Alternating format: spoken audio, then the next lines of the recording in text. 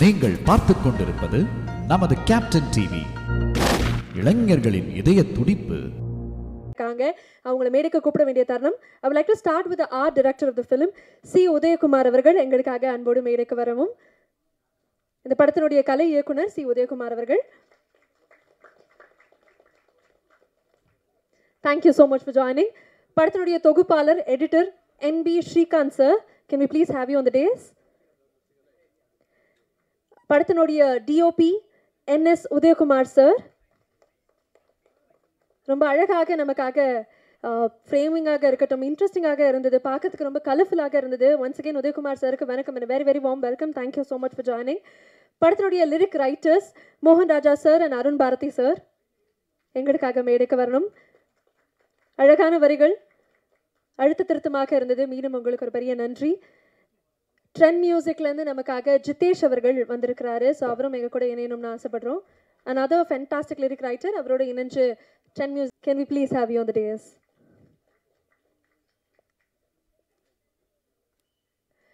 மக்களின் குரலாக எடுத்திருக்கக்கூடிய இந்த ஃப்ரீடம் படத்தினுடைய இயக்குனர் சத்யசிவா அவர்கள். Thank you for joining, sir. கதாநாயகன், கதையின் நாயகன், நம்ம எல்லாருடைய ஃபேவரட் சசிகுமார் சார் எங்களுக்காக மேடைக்கு வரணும்.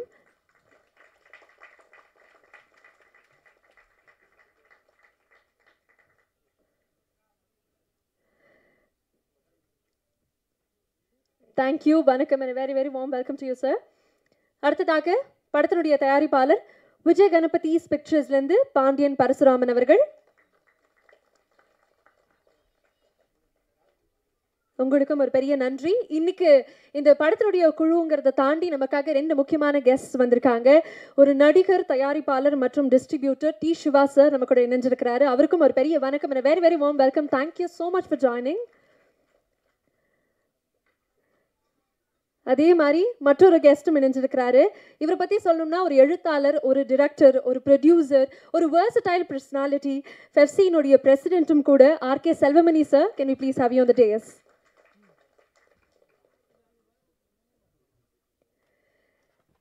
படத்தினுடைய ஒட்டுமொத்த குழுவும் இப்போ மேடைக்கு வந்துட்டாங்க. ஐ திங்க் இவங்களுக்காக நீங்கள் ஒரு பலத்த கரகோஷம் கொடுக்கலாம்னு நினைக்கிறேன். டீசர் ட்ரெய்லர் பார்க்கும்போது கண்டிப்பாக இது அவங்களுக்கு போய் சேரணும் இந்த விழாவினுடைய தொடக்கத்தில் நான் நினச்சேன்.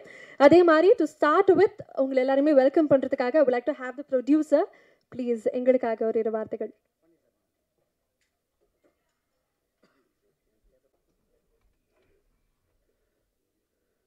அனைவருக்கும் வணக்கம். அனைவருக்கும் வணக்கம். உறுதிமொழி ஒன்று ஏற்றுக்கிறேன்.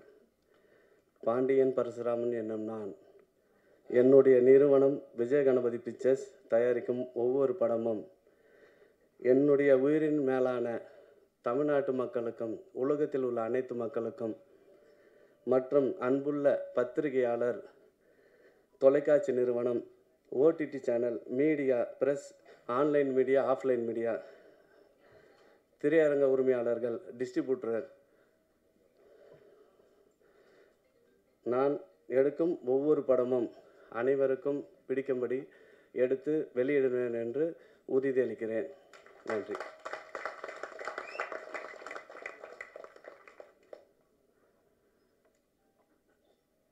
வணக்கம் சார்.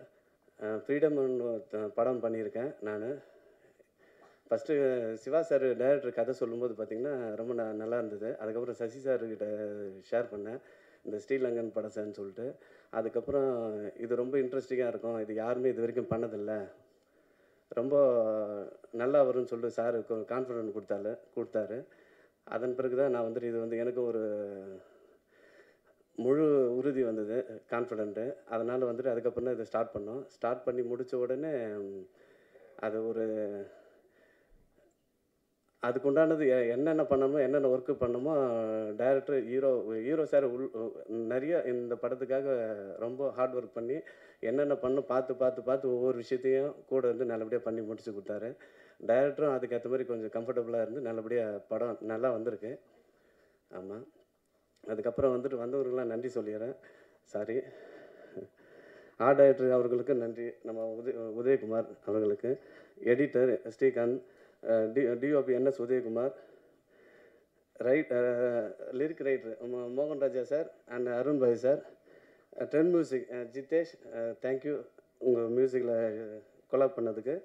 அதுக்கப்புறம் மியூசிக் டைரக்டர் நீங்கள் வந்துட்டு தீரன், அதுக்கப்புறம் ராட்சசன், அதுக்கப்புறம் டிஎன்ஏ கூட சொன்னாங்க, நல்ல ஆர்ஆர் பண்ணியிருக்காங்க. அதுக்கடுத்து இதில் இம்பார்ட்டன்ட் முழுக்க முழுக்க பெஸ்ட்டாக நல்லா பண்ணியிருக்காரு ஜிப்ரான் சார்.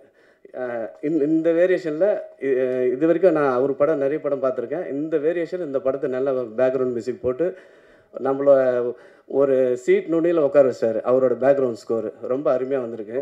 நன்றி sir Ghibran sir, thank you. Heroine madam, ஒரு கதைக்காக வந்துட்டு ஒரு ஹீரோயின் தேவை. அந்த கதைக்கு வந்து டைரக்டர் எவ்வளோ சஜஸ்ட் பண்ணார். இப்போ பேசிகிட்டே இருக்கும்போது பார்த்திங்கன்னா ஒரு 15-20 டேஸ் கூட ஷூட்டிங் பண்ணிவிட்டு அதுக்கப்புறம் ஹீரோயின் அது பார்த்துட்டே இருந்தோம். அந்த டைமில் வந்துட்டு நம்ம ஹீரோயின் லிஜோமல் நிறைய பேர் சொன்னாங்க, சஜஸ்ட் பண்ணாங்க, இவங்க தான் சார் நம்ம இந்த கதைக்கு கரெக்டானவங்க. கரெக்டாக வந்து நமக்கு வந்து பார்த்திங்கன்னா ஒரு ஹோம்லியாக ஃபேமிலி ஃபேஸாக இருந்தால் மட்டும்தான் இந்த கதைக்கு வந்து இம்பார்ட்டன்ட்னு சொல்லிட்டு சொன்ன உடனே நம்ம டேரக்டர்கிட்ட ஹீரோக்கிட்ட சொன்னால் நல்ல கரெக்டான ஹீரோயின் சொல்லிட்டு நம்ம அதை அப்படியே கமிட் பண்ணோம். ரொம்ப சூப்பராக வந்து நடித்து கொடுத்துட்டாங்க. படத்தில் பார்த்திங்கன்னா அவங்களோட பர்ஃபார்மன்ஸ் பார்த்திங்கன்னா நம்மளை ரொம்ப வந்துட்டு லைக் பண்ண வச்சிடும். எப்படின்னா நம்ம ஜெய்பீமில் எப்படி பண்ணாங்க அதே போலேயே இந்த படத்துலையும் ரொம்ப அல்டிமேட்டாக நல்லபடியாக பண்ணிட்டாங்க. ரொம்ப ரொம்ப நன்றி லிஜமல் மேம், தேங்க்யூ.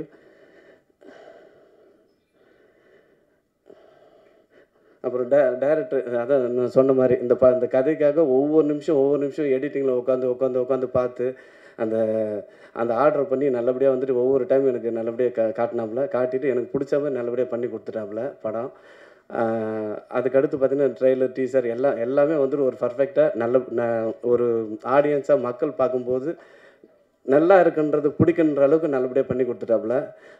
டைரக்டர் சாருக்கு கூட வந்து சப்போர்ட் பண்ணி நல்லபடியாக அதே டயத்தில் வந்துட்டு இந்த படம் பண்ணுறதுக்கு ஒத்துழைப்பு நல்லபடியாக பண்ணி கொடுத்து கம்ஃபர்டபுளாக இருந்தாப்புல. ரொம்ப நன்றி டைரக்டர் சார், தேங்க்யூ. அப்புறம் கடைசியாக என்னுடைய கடவுள், இது வரைக்கும் ஒரு மேனேஜராக இருந்து ஒர்க் பண்ணியிருந்தோம். எந்த ஒரு ஹீரோவும் இப்படி சப்போர்ட் பண்ண மாட்டாங்க. பாண்டியன் பண்ணுவானா முடிப்பானான்னு சொல்லிட்டு நிறைய பேர் வந்துட்டு அவர்கிட்ட கொஸ்டின் பண்ணியிருக்காங்க. பட் என்னென்னா அவரோட நம்பிக்கை, இதை பண்ணுவான், இது 15 வருஷமாக அவர் கூட நான் பார்த்துருக்கேன் நான். அதனால் ஒரு விஷயத்தை கான்ஃபிடென்ட் பண்ணி கொடுத்தாப்புல நல்லபடியாக இது வரைக்கும் கொண்டு வந்து சேர்த்துருக்கேன். தேட்டருக்கு கொண்டு வந்து போய் நல்லபடியாக சேர்த்துருவேன். ஆனால் அவருக்கு பிடிச்ச மாதிரி நல்லபடியாக அதுக்கு உண்டான படத்துக்கு என்ன தேவையோ அனைத்தும் இது கொடுக்கக்கூடாது, இது அப்படின்றது ஒரு பின் ட்ராப் கூட நான் அது பண்ணதில்லை. படத்துக்கு என்ன தேவையோ ஆர்டிஸ்டும் சரி எந்த ஒரு விஷயத்தையும் வந்து இது இல்லாமல் நல்லபடியாக பெரிய லெவலில் நல்லபடியாக செலவு பண்ணி படம் பண்ணி சாருக்கு, ஏன்னா இதெல்லாம் பண்ணால் தான் சார் ஒரு படம் நல்லா பெருசாக பண்ணால் தான் நல்லா இருக்குன்றதுக்காக எல்லாத்தையும் பண்ணி நல்லபடியாக பண்ணி முடித்தேன். முழுக்க அவர் வந்துட்டு எனக்கு ஒரு எந்த ஒரு ஹீரோவும் இப்படி பண்ண மாட்டாங்க. எனக்கு அவர் வந்து ஃபஸ்ட் டைம் எனக்கு இப்படி ஒரு விஷயம் பண்ணதால் எனக்கு அவருக்கு ஒரு கடவுள் மாதிரி நான் நன்றி சொல்லிக்கிறேன். Thank you sir. அதுக்கப்புறம் நான் சினிமாவில் வந்ததுலேருந்து ஒரு ஃபஸ்ட்டு கேஷியராக தான் இருந்தேன். அதுக்கப்புறம் வந்து ஒரு மேனேஜராகன்றது ஒரு அந்தஸ்து வந்தது வந்துட்டு என்னுடைய சிவா சார், அம்மா கிரியேஷன். நான் வளர்ந்த இடம் ஒரு 10 வருஷமாக அங்கே தான் சார் ஆஃபீஸில் தான் இருந்தேன். சார் தூரத்துலேருந்து ஒவ்வொரு நிமிஷம் பார்ப்பேன் சார் என்னென்ன பண்ணுறாங்கன்னு. எனக்கு ரொம்ப பிடிக்கும். அதனால் அவரை பார்த்து நான் வளர்ந்துருக்கேன். அவர் வந்துட்டு எனக்கு ஒரு ரோல் மாடலாகவும் எனக்கு ரொம்ப பிடிக்கும். சிவா சாருக்கு ரொம்ப நன்றி சார். அதுக்கப்புறம் செல்வமணி சார் ஆஃபீஸில் தான் வேற ஒரு படம் 2-3 வருஷமாக நான் ஒர்க் பண்ணிகிட்டு இருந்தேன். அப்போ பார்த்திங்கன்னா செல்வமணி சாரோட அவரோட அப்பப்போ அட்வைஸு நிறைய வாட்டி வந்து நிறைய விஷயம் ஷேர் பண்ணி பேசியிருக்காரு. அவரோட உயரத்துக்கு வந்து நம்மக்கிட்ட நல்லபடியாக கூட இருந்து பேசி நல்லபடியாக பண்ணும்போது பார்த்திங்கன்னா எனக்கு ரொம்ப சந்தோஷமாக இருந்தது. அவரும் ஒரு விஷயத்தில் எனக்கு ரொம்ப என்கரேஜ் பண்ணுறதும் நல்லா வரணும், அடுத்தடுத்து நல்லா பண்ணணுன்றது எனக்கு சப்போர்ட்டாக நல்லபடியாக அறிவுரை சொன்னதுக்கு செல்வமணி சாருக்கு ரொம்ப நன்றி சார். அனைவருக்கும் நன்றி. Thank you sir, thank you. ஸ்டார்டிங்லேருந்து இப்போ வரைக்கும் எனக்கு ஒவ்வொரு ப்ரொமோஷனும் கொண்டு வந்து நிறுத்தி இங்கே நல்லபடியாக இப்போ மக்கள்கிட்ட சேர்த்துருக்காங்க. அதன் பிறகு ஆன்லைன் ப்ரொமோஷன் ராகவனை வந்துட்டு அந்த ஆன்லைனில் ட்விட்டர் இன்ஸ்டாகிராம் அனைத்துலேயும் வந்து நல்லபடியாக வந்து ப்ரொமோட் பண்ணி என் படத்தை கொண்டு போய் மக்கள்கிட்ட சேர்த்துருக்காரு. அவருக்கும் ரொம்ப நன்றி. சதீஷ் பிஆர்ஓக்கும் நன்றி. தேங்க்யூ. ரொம்ப ரொம்ப ஸ்வீட் ஆஃப் யூ. ஒவ்வொருத்தங்களையும் மென்ஷன் பண்ணி நீங்கள் சொன்னீங்க. அதே மாதிரி முதல் படம் ஜூலை 10 வெளியாகுதுங்கும் போது உங்களுடைய மனநிலை எப்படி இருக்கும் அப்படிங்கிறத எங்களால் புரிஞ்சுக்க முடியுது. மீண்டும் உங்களுக்கு ஒரு பெரிய வாழ்த்துக்கள். இன்னும் நிறைய நிறைய படங்கள் நீங்கள் பண்ணிக்கிட்டே இருக்கணும். அண்ட் நீங்களே பேசும்போது சொன்னீங்க உங்களுடைய குரு வந்து சிவா சார் அப்படின்னு சொல்லிட்டு. நீங்கள் பேசிட்டீங்க, அடுத்ததாக சார் பேசணும்னு நாங்கள் ஆசைப்படுறோம். ஸோ அவருக்கு அவருடைய சிஷ்யர் வந்து எந்த மாதிரி ஒரு படம் எடுத்திருக்கிறாரு, இந்த டீசர் ட்ரெய்லர் பார்க்கும்போது அவருக்கு என்ன தோணிருக்குங்கிறத நாங்கள் கேட்கணும்னு ஆசைப்படுறோம். Siva sir, with no further ado, we would like to hear from you about the film.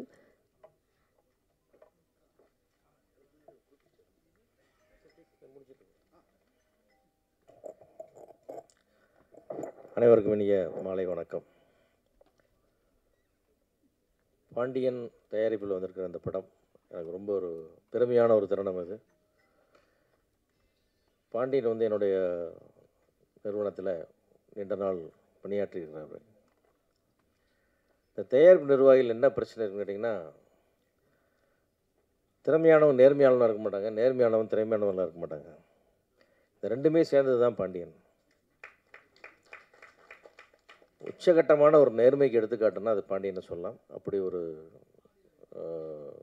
Hard worker, திறமையானவர், அன்பானவர், ரொம்ப ரொம்ப ஒரு எமோஷனலாக கனெக்ட் ஆகிறவர். உடனே டக்குன்னு சத்தமாக ஏதாவது சொல்லிட்டா உடனே கண்ணில் தண்ணி வந்துடும். அந்த மாதிரி ஒரு மென்மையான ஒரு இதயத்துக்காரன். ஸோ பாண்டியன் வந்து இந்த படத்தை ஆரம்பிக்கும் போது என்னடா செஞ்சிருவியா அப்படின்னு கேட்டேன். இல்லை சார் பண்ணிடுவேன் அப்படின்னா. சரி ஓகே. அந்த மாதிரி வந்து ஒரு கொஞ்சம் போராட்டமாக இருந்தாலும் கூட கொஞ்சம் சரியான பாதையை கொண்டு வந்து எடுத்து மூணாவது இன்றைக்கி ரிலீஸ் கொண்டு வந்ததில் கண்டிப்பாக பாண்டியனுடைய ஒரு அண்ணன் சாணத்திலிருந்து நான் வந்ததை ரொம்ப பெருமைப்படுறேன். பாண்டியனுக்கு இனிமேல் இந்த படம் வந்து நிச்சயமாக லாபகரமாக அமையும். இன்றைக்கி உள்ள சூழ்நிலைகள் நல்லாவே இருக்குது. இந்த படத்துக்கான எதிர்பார்ப்புகளும் ஓரளவுக்கான வியாபாரமும் அந்த வகையில் பாண்டியன் வியாபாரம் வந்து அடுத்தடுத்து படங்கள் எடுத்து நிறைய வெற்றிகளையும் புகழையும் பணத்தையும் சம்பாதிக்கணும் என்னோடய வாழ்த்துக்களை நெஞ்சார தெரிவிச்சுக்கிறேன். இந்த விழாவின் நாயகன் ஜிப்ரான் நம்ம தமிழ் சினிமாவில் ரொம்ப ஒரு இம்பார்ட்டண்டான ஒரு குறிப்பிடத்தக்க மியூசிக் டைரக்டர். ஒரு விரல் விட்டு எண்ணக்கூடிய தயாரிப்பு மியூசிக் இசையமைப்பாளர் ஒரு முக்கியமான ஒருத்தர். குறிப்பாக வந்து பின்னணி இசையில் வந்து மிகச்சிறப்பான பங்களிப்பை தொடர்ந்து கொடுத்துட்ருக்கிறவர். அதனால் இந்த படத்துக்கு பின்னணி இசை மிகச்சிறப்பாக இருக்கும்னு நம்ம பார்த்த வரைக்குமே ரொம்ப ஒரு இம்ப்ரெசிவாக இருந்துச்சு. வாழ்த்துக்கள் அவருக்கு. வர சத்யசிவா ஒரு சடனாக நம்மளுக்கு எல்லார் கவனத்தையும் கவர்ந்தார். ஒரு சின்ன இடைவெளி, மீண்டும் ஒரு சின்ன தொய்வுக்கு அப்புறம் வந்திருக்கார். கண்டிப்பாக அந்த படத்தை வந்து முழு மூச்சோட உயிர் மூச்சாக அதை பணியாற்றியிருப்பார். அவருடைய கழுகு பார்வையிலிருந்து அந்த படத்தில் எந்த தவறும் நடந்திருக்காது. நிச்சயம் ஜெயிப்பார் என்று நம்புகிறேன், வாழ்த்துக்கிறேன்.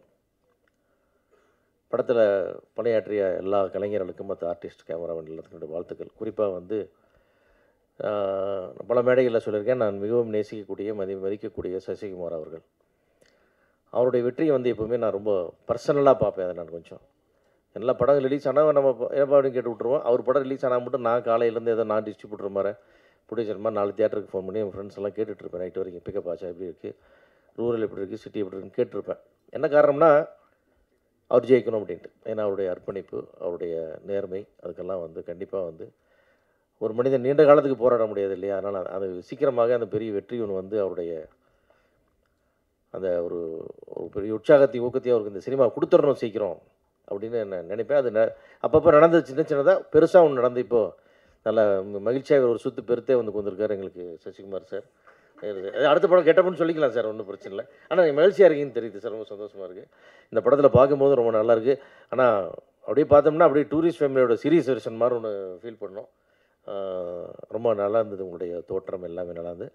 அது சசிகுமார் சார் எப்படின்னு கேட்டிங்கன்னா, அது அவருக்கு இவ்வளோ வயசு இருக்கோ அவ்வளோ வயசுக்கு நடிச்சிட்டே இருப்பார். அது என்ன ரோல்னால் தெரியாது, நடிச்சிட்டே இருக்க போகிறாரு. அந்தளவுக்கு மக்களுக்கு பிடித்தவர், சினிமாக்காரங்களுக்கு பிடிச்சவர். அவரும் சினிமாவை அவருக்கு ரொம்ப நேசிக்கிறார். சினிமாவோட வேறு ஒன்றும் செய்ய தெரியாது. அவருக்கு 100 கோடி கொடுத்தாலும் அவர் போய் தொழில் பண்ணுங்கன்னா பண்ண மாட்டார். திரும்பி சினிமாவில் வந்து பெருசாக ஒன்று எடுப்பார். அந்த மாதிரி ஒரு சுபாவம் அவர். அதனால் அவருடைய வெற்றி வந்து நான் ரொம்ப பர்சனலாக நான் இப்போவே நான் டச் பண்ணுற மாதிரி பார்த்துக்குவேன். அவருடைய டூரிஸ்ட் மேலே வெற்றி அடையும் பொழுது ஒரு 2-3 தடவை திரையரங்களை பார்க்கும்போது ஒரு வாட்டி வந்து நான் வந்து எப்படி சொன்னால் அவரோட வெல்விஷராக அவரோட ரசிகராக தான் அந்த படத்தை நான் பார்த்தேன் ஒரு முறையும். அந்த படம் சினிமாவுக்கே ஒரு பெரிய ட்ரெண்ட் செட்டிங்காக வந்து அமைஞ்சிருக்கு. எல்லாத்துக்கும் ஒரு தளர்ந்து போன சினிமாவுக்கு ஒரு பெரிய உற்சாகத்தை தூக்கி கொடுத்துருக்கு. அந்த மாதிரி வந்து அதை தொடர்ந்து ஃப்ரீடம் அதே வரிசையில் வந்து இன்னொரு வெற்றியும் கொடுத்து இன்னும் மேலும் நிறைய உற்சாகங்களை கொடுத்து வெற்றி கொடுத்து லாபத்தை கொடுத்து ஒரு தமிழ் சினிமாவுக்கு இன்னொரு பெரிய பூஸ்டிங் ஃபில்மாக இருக்கணும் அப்படின்னு நான் நம்புகிறேன். அது மாதிரி இருக்கணும்னு என்னுடைய வாழ்த்துக்களை தெரிவிச்சுக்கிறேன். மற்ற அமைப்பாளர் அனைவருக்கும் என்னுடைய நன்றி. அது அவசரம் என்னுடைய செயற்குழு கூட்டத்துக்கு போயின்றதால இதோட இந்த இடத்துல உங்களுக்கு மன்னிப்பு கேட்டுக்கொண்டு விடைபெற்றுக் கொள்கிறேன். நன்றி, வணக்கம். சார் தேங்க்யூ ஸோ மச் நீங்கள் வந்ததுக்கு. பட் நீங்கள் கிளம்புறதுக்கு முன்னாடி எல்லாரோட இணைஞ்சு ஒரு குரூப் பிக்சர் மட்டும் எடுக்கணும் அப்படின்னு ஆசைப்படுறோம். இந்த moment we really wanted to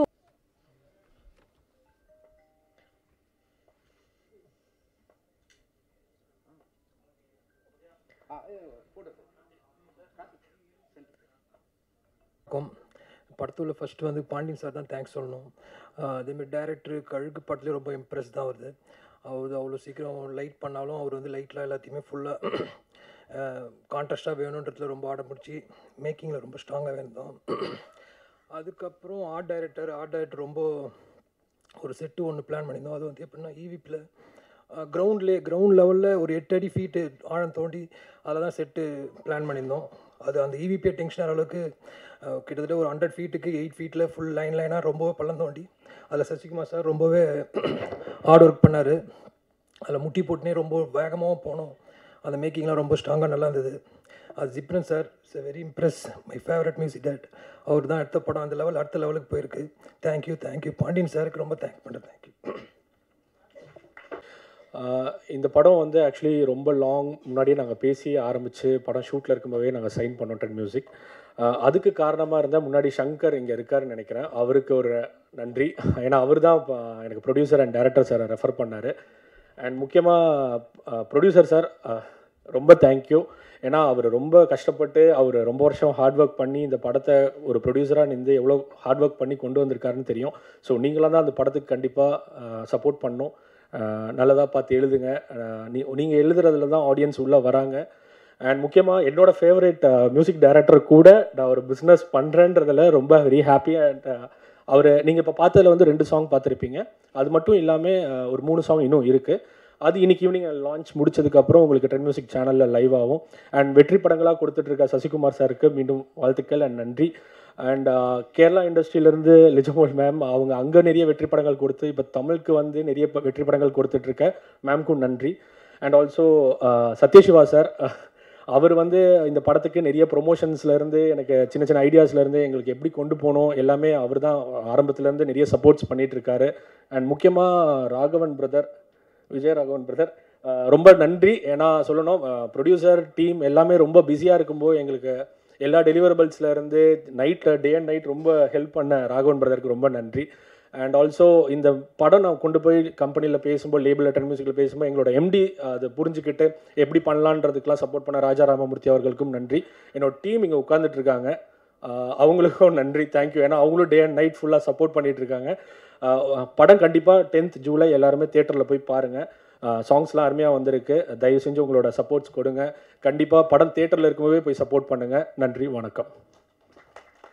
திரைப்படத்தில் ஒரு முக்கியமான கதாபாத்திரத்தில் நடிச்சிருக்கக்கூடிய பாய்ஸ் மணிகண்டன் அவர்கள் அவருடைய கதாபாத்திரத்தை பற்றியும் இந்த படத்தை பற்றியும் எங்களுக்காக ஷேர் பண்ணணும்னு ஆசைப்படுறோம். So over to you.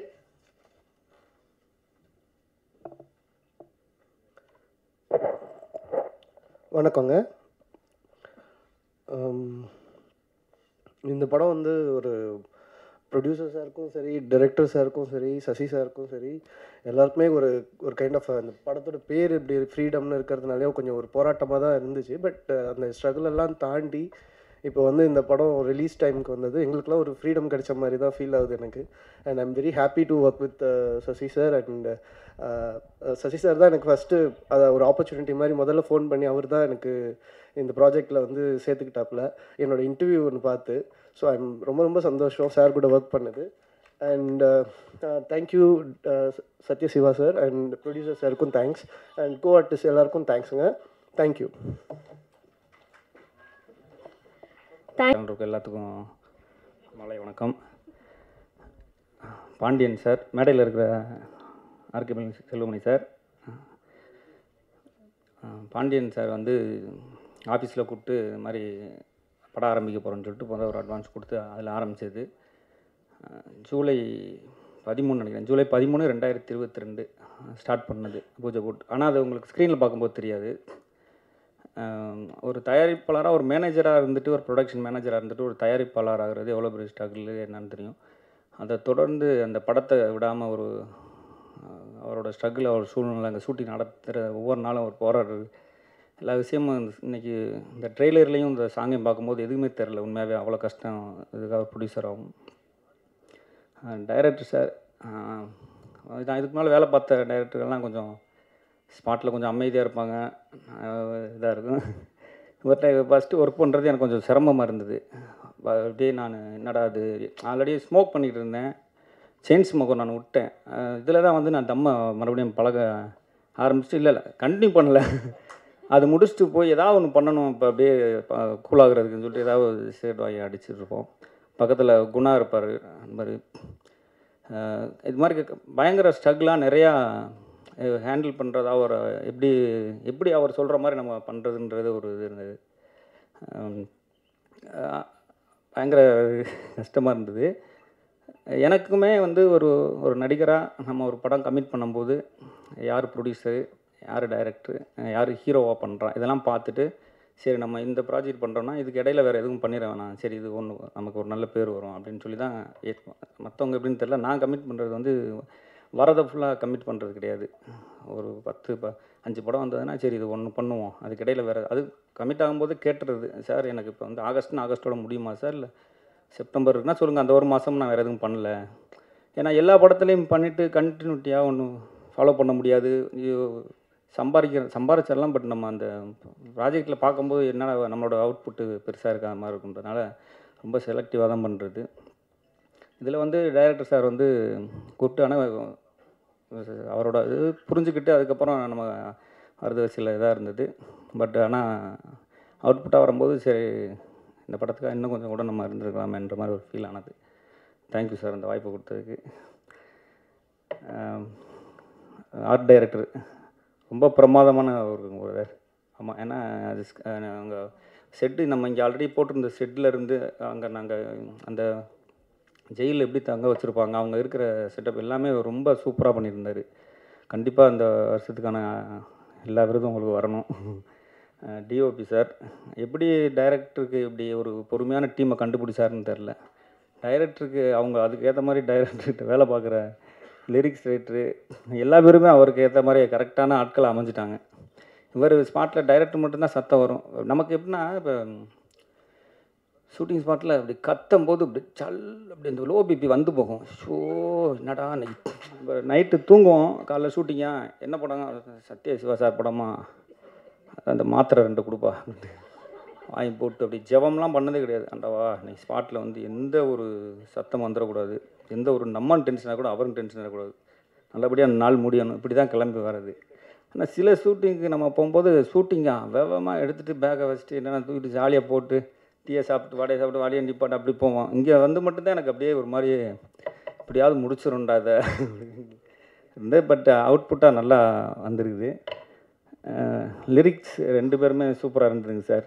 ஆமாம், அந்த இன்னொரு பாட்டு அந்த குழந்தைக்கும் 2 சாரோட சசிகுமார் சார் அவங்க பேரோட சின்ன வயசு இது ரொம்ப சூப்பராக இருந்தது அது. அப்புறம் ட்ரெண்ட் மியூசிக் அஜித் சார் வாழ்த்துக்கள் சார். அப்புறம் சார் அவங்க sir Arun Bharathi sir thank you. Ghibran sir சின்ன படங்களுக்கு எப்பொழுதுமே இந்த ரொம்ப பட்ஜெட்டில் ஒரு ஃபெஸ்டிவல் ஏதாவது வருதுன்னா சின்ன பட்ஜெட்டில் சின்ன கடைகள் இருக்குது நிறையா டின்னரில், அது மாதிரி சினிமாக்காரங்களுக்கு ஒரு நல்ல படைப்பு எடுத்துகிட்டு ஒரு பட்ஜெட்டுக்குள்ளே ஒரு மியூசிக் பண்ணுறதுனா ஜிப்ரான் சார் தான். எனக்கு என்னென்னா வாகை சூடவால் ஆரம்பிச்சது. வாகை சூடவால் அவரோட ஒர்க்கு பார்த்துட்டா நீங்கள் அந்த வாகை சூடவா படம் எத்தனை தடவை பார்த்தாலும் மியூசிக்கில் நம்மளை அழுக வச்சுருப்பார். இதுலேயும் அதே மாதிரி லிஜோ மேம்ஸ்க்கான இந்த சீக்வன்ஸ் அவங்க பேசுகிறது, அவங்க எங்களை ஏன் தள்ளி விட்றீங்கன்னு கேட்கும்போது நம்மள அறியாமல் கண்ணிலேருந்து ட்ராப்ஸ் வந்துடும். ஏன்னா இது ஒரு முக்கியமான போர்ஷன் அவங்க லிஜோ மேமுக்கு. ஏன்னா இதுக்கு முன்னால் அவங்க பண்ணியிருக்காங்க ஜெய்பீம், அது நம்மளை ஒரு மாதிரி ரொம்ப கலங்கடிச்சு ஃபீல் ஆனது. ஏன்னா இந்த ஜெய்பீமில் வந்துட்டு வெளியில் சூர்யா சார் இருந்து வருவாங்க, இவங்க எங்கே இருப்பாங்கன்னு அவங்களை தேடிக்கிட்டே இருப்போம், கேமராவும் அவங்கள தேடி வரும். அந்த ஒரு மலையில் ஓரம் நிற்பாங்க. அது எக்ஸ்ட்ரீமாக நீங்கள் என்ன கண்ட்ரோல் பண்ணி எனக்கு அழுகே வராதுன்னா கூட அவங்கள அப்படியே கிட்டத்தட்ட அதுக்கு ஈக்குவலாக இதில் வந்து அந்த ஈக்குவலாக அதோட கூட அதிகமாக தான் இருக்கும் அவங்களுக்கு ஒரு பேர் இதில். தேங்க்யூ மேம், நீங்கள் இருக்கிற படத்தில் நாங்கள் வேலை பார்த்தது சந்தோஷம். சசிகுமார் அண்ணன் சினிமாவில் இப்போ நம்ம நிறையா நடிகர்கள் நிறையா பேர்த்திட்ட பழகுறோம், நிறையா பேர் கூட ட்ராவல் பண்ணுறோம், நிறைய பேர் கூட பேசுகிறோம், இது பண்ணுறோம். எனக்கு கொஞ்சம் நெருக்கமானவங்களில் வந்து விஜய் சேதுபதி, சசிகுமார்னே, அப்புறம் ஜிவி பிரகாஷ் சார், இவங்க 3 பேர். அதில் வந்து சசிகுமார் சாரும் ஜிவி சாரும் வந்து எனக்கு சினிமாவில் இருந்துக்கிட்டு எப்படி ஒரு சினிமாத்தனம் இல்லாமல் ஒரு எளிமையாக ஒரு பழகுறதுக்கும் சரி, மற்ற எல்லா விஷயத்துலேயும் யதார்த்தமாக இருக்கிறது அவங்க 2 பேரும். நான் இடையில கூட ஒரு இன்டர்வியூ 2-3 கூட சொல்லியிருந்தேன். சசிகுமார் அண்ணன், ஜிவி பிரகாஷ் அவங்க 2 பேரும் எனக்கு ரொம்ப பிடித்த மனிதர்கள் சினிமாவில் அப்படின்னு. தேங்க்யூ சார் உங்கள் கூட சேர்ந்து வேலை பார்த்தது. ஏன்னா எல்லா பேரோட சூழ்நிலையும் இந்த படத்துக்கு உண்மையாகவே ப்ரொடியூசர் சொன்ன மாதிரி தான். வேறு யாராக இருந்தாலும் இவ்வளோ சப்போர்ட் பண்ண முடியாது. ஏன்னா நம்ம ஒரு கேரக்டர் ஆர்டிஸ்ட்டாக பண்ணுற நம்மளாலே லோ பிபி, ஹார்ட்டு, சுகரு இது எல்லாமே வருது. ஒரு லீடு பண்ணுறவங்களுக்கு ஆனால் அது ஃபைட் சீன் வரும், அடித்து இது பண்ணுவாங்க, அந்த பிளட்டு வரதெல்லாம் பார்க்கணும். அதெல்லாம் வருவார் இப்படி உள்ளே போகும்போது கேரவனில் ட்ரெஸ் பண்ணிட்டு இப்படி கீழே இறங்குவார். இன்றைக்கி சார் இந்த கண்டிஷனில் வரப்போகிறாரோ, உள்ளே போயிட்டு வெளியில் வரும்போது பார்ப்போம், சசிகுமார் சார் மாதிரியே இருக்குல்ல, சசிகுமார் சார் தான் அந்த மாதிரி பிளட்டு அடிபட்டு. ஏன்னா இப்போ நம்ம ஹீரோனா அவங்க ஒரு மெயின்டைன் பண்ணுவாங்க, இந்த இது வேணாங்க, இது இப்படி பண்ணிக்கலாம் அப்படின்னு. அந்த மாதிரிலாம் இல்லாமல் முழுமையாக ஒப்படைச்சார். ஆமாம், சந்தோஷம் சார், ரொம்ப ஹார்ட் ஒர்க் பண்ணியிருக்கீங்க. கண்டிப்பாக இந்த படத்துக்காக ஒரு சிறந்த நடிகருக்கான விருது கண்டிப்பாக வருன்றது நம்பிக்கை சார். ஏன்னா அவ்வளோ ஹார்ட் ஒர்க் பண்ணிக்கிறேன். சார் சொன்ன டிஓபி சார் சொன்ன மாதிரி தான் அந்த இவிபியில் போவோம். நாங்கள் ஒரு 4 பேர் ஃப்ரெண்ட்ஸாக உட்காந்துருப்போம். குழியை தோண்டிகிட்டு இருப்பாங்க, இன்றைக்கி என்ன நடக்க போதோ, முள்ளிங்கால் போட்டு வரணும். சசி சாருக்கு வந்து முன்னால் வச்சுருவாங்க, கேமராவுக்கு முன்னால் ஒரு 4 ஸ்டெப் நடந்தால் போதும். நம்மலாம் அங்கே திண்டிவனத்துலேருந்து முள்ளிங்கால்லே வரணும். ஆமாம், இதெல்லாம் மாத்திரை டப்பாவோட வந்துடுவாப்புல குணா. தண்ணி எங்கெங்கே இருக்குது, தண்ணியெலாம் வருங்க, பேசாமல் இருங்க, டெடிக்கேஷனாக இருங்க, நீங்கள் தண்ணியாக குடி பொறுங்க, முன்னால் வேகமாக போங்க, ஏங்க பொறுங்க, முள்ளிங்க நடந்தால் போகிறேன், முள்ளிங்கால் போட்டு போகும்போது வேகமாக போங்கன்னா இப்படியே ட்ராக் உள்ளே போகும். ஏங்க கொஞ்ச நேரம் லேசாக உட்காந்தோம்னா வரமாட்டீங்க, இந்த வந்துட்டோம் சார், வந்துக்கிட்டு இருக்கோம் சார். அடுத்த மொழி எடுத்துனா எங்கள் அசிஸ்டன்ட் மேனேஜர் வேலு, அந்த பாண்டியன் சார் கரெக்டான ஒரு மேனேஜர்.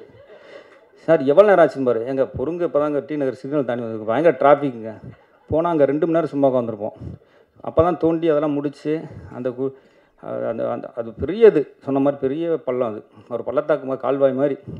அது வந்தோன்னே நம்ம பார்ப்போம், இன்றைக்கி இந்த சீன்னோன்னு அப்படியே பார்ப்பாங்க, ஒருத்தர் பேசுவோம், இது எப்படி இன்றைக்கி இன்றைக்கி அப்படி தான். சரி வாங்க இன்றைக்கி என்ன டிஃபன்னாவது கேட்போம் அப்படின்ட்டு குணா பக்கத்தில் எதுவும் தம்முக்கும் வாங்கிட்டு வந்தீங்களா, ஏங்க குணா நீங்கள் சரி போயிட்டு அப்போ இது பண்ணிட்டு அப்போ ரிலாக்ஸ் பண்ணிட்டு வருவோம்.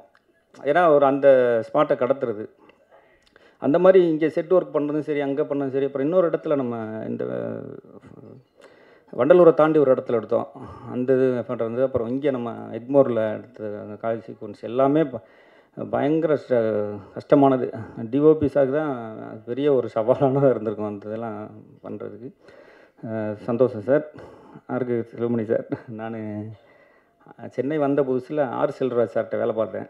அப்போ வேலை பார்க்கும்போது ஏதாவது ஃபைல் கொடுத்துடுவார், போய் செல்வமணி சார் வீட்டில் கொடுக்கணும். அப்புறம் அங்கேருந்து எதாவது கொடுத்துடுவாங்க, வாங்கிட்டு வந்து கொடுக்கணும். இந்த மேடையில் நீங்கள் இருக்கிற மேடையில் நிற்கிறது ரொம்ப சந்தோஷம் சார். மணிகண்டன் இப்போ பேசின மாதிரி தான், என்னங்க ஒரு 1/2 மணி நேரம் பேசுங்க அப்படின்னா டக்குன்னு வந்து உட்காண்டார். மணிகண்டன் ஒரு இதே அவருக்கு என்ன தோணுதோ அதை பேசிடுவாப்புல. அது இந்த இன்டர்வியூ பார்த்து தான் மகாராஜாவிலையும் வந்தது. பரவாயில்ல, இனிமேல் நம்மளே ஒரு இன்டர்வியூ அந்த மாதிரி கொடுத்தா அதுக்கு வாய்ப்பு வர மாட்டேது. இன்டர்வியூ கொடுத்தா ஃபோன் பண்ணி திட்டாச்சாராங்க, என்ன உனக்கு பேச தெரில, கொஞ்சம் நல்லா பேச மாட்டேன்னு. வாழ்த்துக்கள் பண்ணிட்டவங்க கூட சேர்ந்து வேலை பார்த்தது ரொம்ப சந்தோஷம். நான் பாய்ஸ் காலேஜ் படிக்கும்போது நான் பாய்ஸ் பார்த்தது. அப்போல்லாம் பாய்ஸ் மணிகண்டனா அப்படின்னா பாய்ஸ் மணிகண்டன் அடிக்கிறதால நமக்கு அவ்வளோ ஒரு சந்தோஷம். ஏன்னா அந்த படத்தை நாங்கள் தேட்டரில் எவ்வளோ வெயிட் பண்ணி அந்த டிக்கெட் வாங்கி பார்த்தது. ரொம்ப ஒரு சினிமா மணிகண்டன் அந்த மாதிரி தான், எப்படி அப்ரோச் பண்ண, எப்படி பேசுகிறது, அந்த இதெல்லாம் தெரியாது. அவர் கம்ஃபர்டபுள் ஜோனுக்குள்ளே என்ன பார்க்க முடியுமோ அந்த வேலையை பார்த்துருவார். அப்புறம் குணா தான் எங்களுக்கு வந்து பயங்கர என்டர்டைன்மெண்ட் ஷூட்டிங் ஸ்பாட்டில். அவர் இல்லைன்னா கண்டிப்பாக அந்த நாட்கள் கூட எங்களால் இருக்க முடியாது.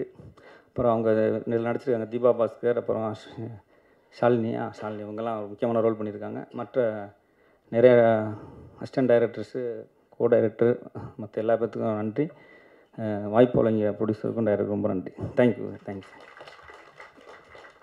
கண்ணாடியாக பாடலின் வரிகள் அமைஞ்சிருக்கு அப்படின்னே சொல்லலாம். அதுக்கு ஒரு மிக முக்கியமான காரணம் இந்த படத்தினுடைய லிரிசிஸ் மோகன் ராஜா சாராக இருக்கட்டும், அருண் பாரதி அவர்களாக இருக்கட்டும். I think I should start with Arun Bharathi sir. நீங்கள் கண்டிப்பாக இதில் அமைஞ்சிருக்கக்கூடிய பாடல்கள், நீங்கள் எழுதின வரிகள், அதை பற்றி எங்களுக்காக ஷேர் பண்ணணும்னு ஆசைப்படுறோம். Over to you please.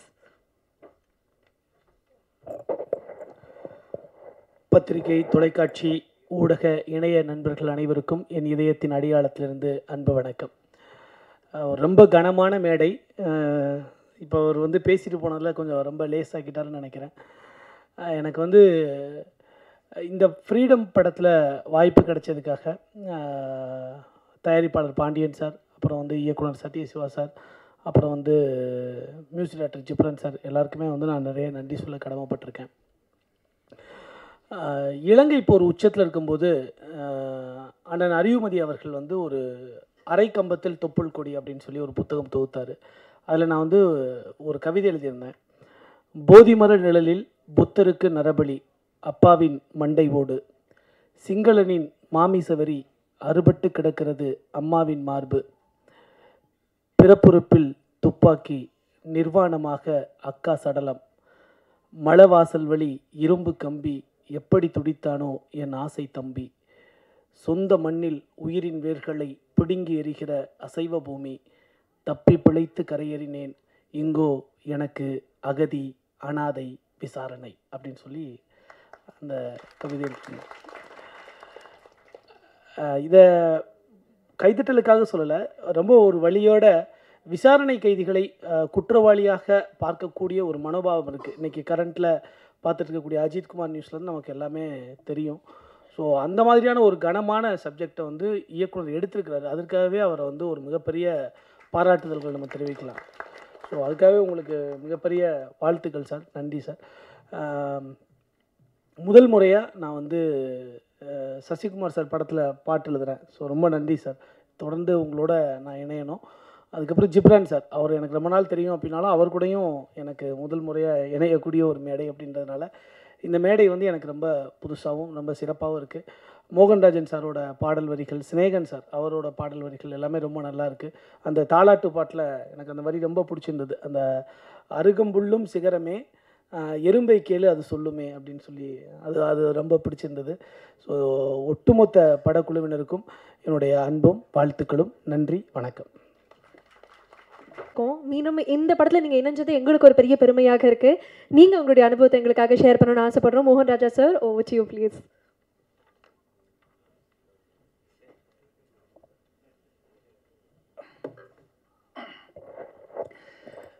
அனைவருக்கும் வணக்கம். எனக்காக சில மோட்டிவேஷனுக்காக சில தத்துவங்கள் எழுதிக்குவேன். ஸோ அதில் ஒரு தத்துவத்தை சொல்லிட்டு ஆரம்பிக்கலான்னு இருக்கேன். நான் என்பவனுக்கு உலகை தெரியாது, நானா என்பவனுக்கு தன்னை தெரியாது, நானும் என்பவனுக்கு தோல்வி கிடையாது. இந்த நானும் என்பவனுக்கு தோல்வி கிடையாது எங்கள் கதாநாயகன் சசிகுமார் சாரும் அடங்குவார். எப்பயுமே அவர் அவ்வளோ பொயட்டாக இருப்பார். அவரை பற்றி சொல்லணும், ரொம்ப ஹாப்பியாக இருக்குது இந்த மேடையில் நான் நிற்கிறதுக்கு. ஏன்னா இந்த வருடத்தில் ஒரு பெரிய ஹிட் படத்தில், டூரிஸ்ட் ஃபேமிலிங்கிற படத்தில் நானே எல்லாமே முழு பாடல்களும் உங்களுக்கு நான் எழுதியிருக்கிறதுல பெரிய எனக்கு சந்தோஷம் சார். ஏன்னா நம்மளை தூக்கி வளர்த்தவங்க கொஞ்சம் சறுக்கி மறுபடியும் ஒரு ஃபீனிக்ஸ் மாதிரி உயர பறக்கும்போது ஒரு சந்தோஷம் வரும்ல, அது பெரிய போதை. அந்த சந்தோஷத்தை நான் இந்த மேடையில் ரொம்ப அனுபவிக்கிறேன். ஏன்னா ஒவ்வொரு முறை என்னுடைய ஈசன் படம் வந்தனமாக இருக்கட்டும், சுந்தரபாண்டியன் ஓப்பனிங் சாங்காக இருக்கட்டும், குட்டிப்புள்ளியில் தாட்டியரையாக இருக்கட்டும், எல்லாத்தையும் கூப்பிட்டு ஒரு ஆரம்ப காலகட்ட பாடலாசிரியருக்கு பெரிய வாய்ப்பு கொடுத்தவர் சசிகுமார் சார் தான். அவருக்கு இப்படி ஒரு வெற்றி படத்தில் நானும் ஒரு சின்ன பார்ட்டாக இருக்கிறதுல ஹாப்பி.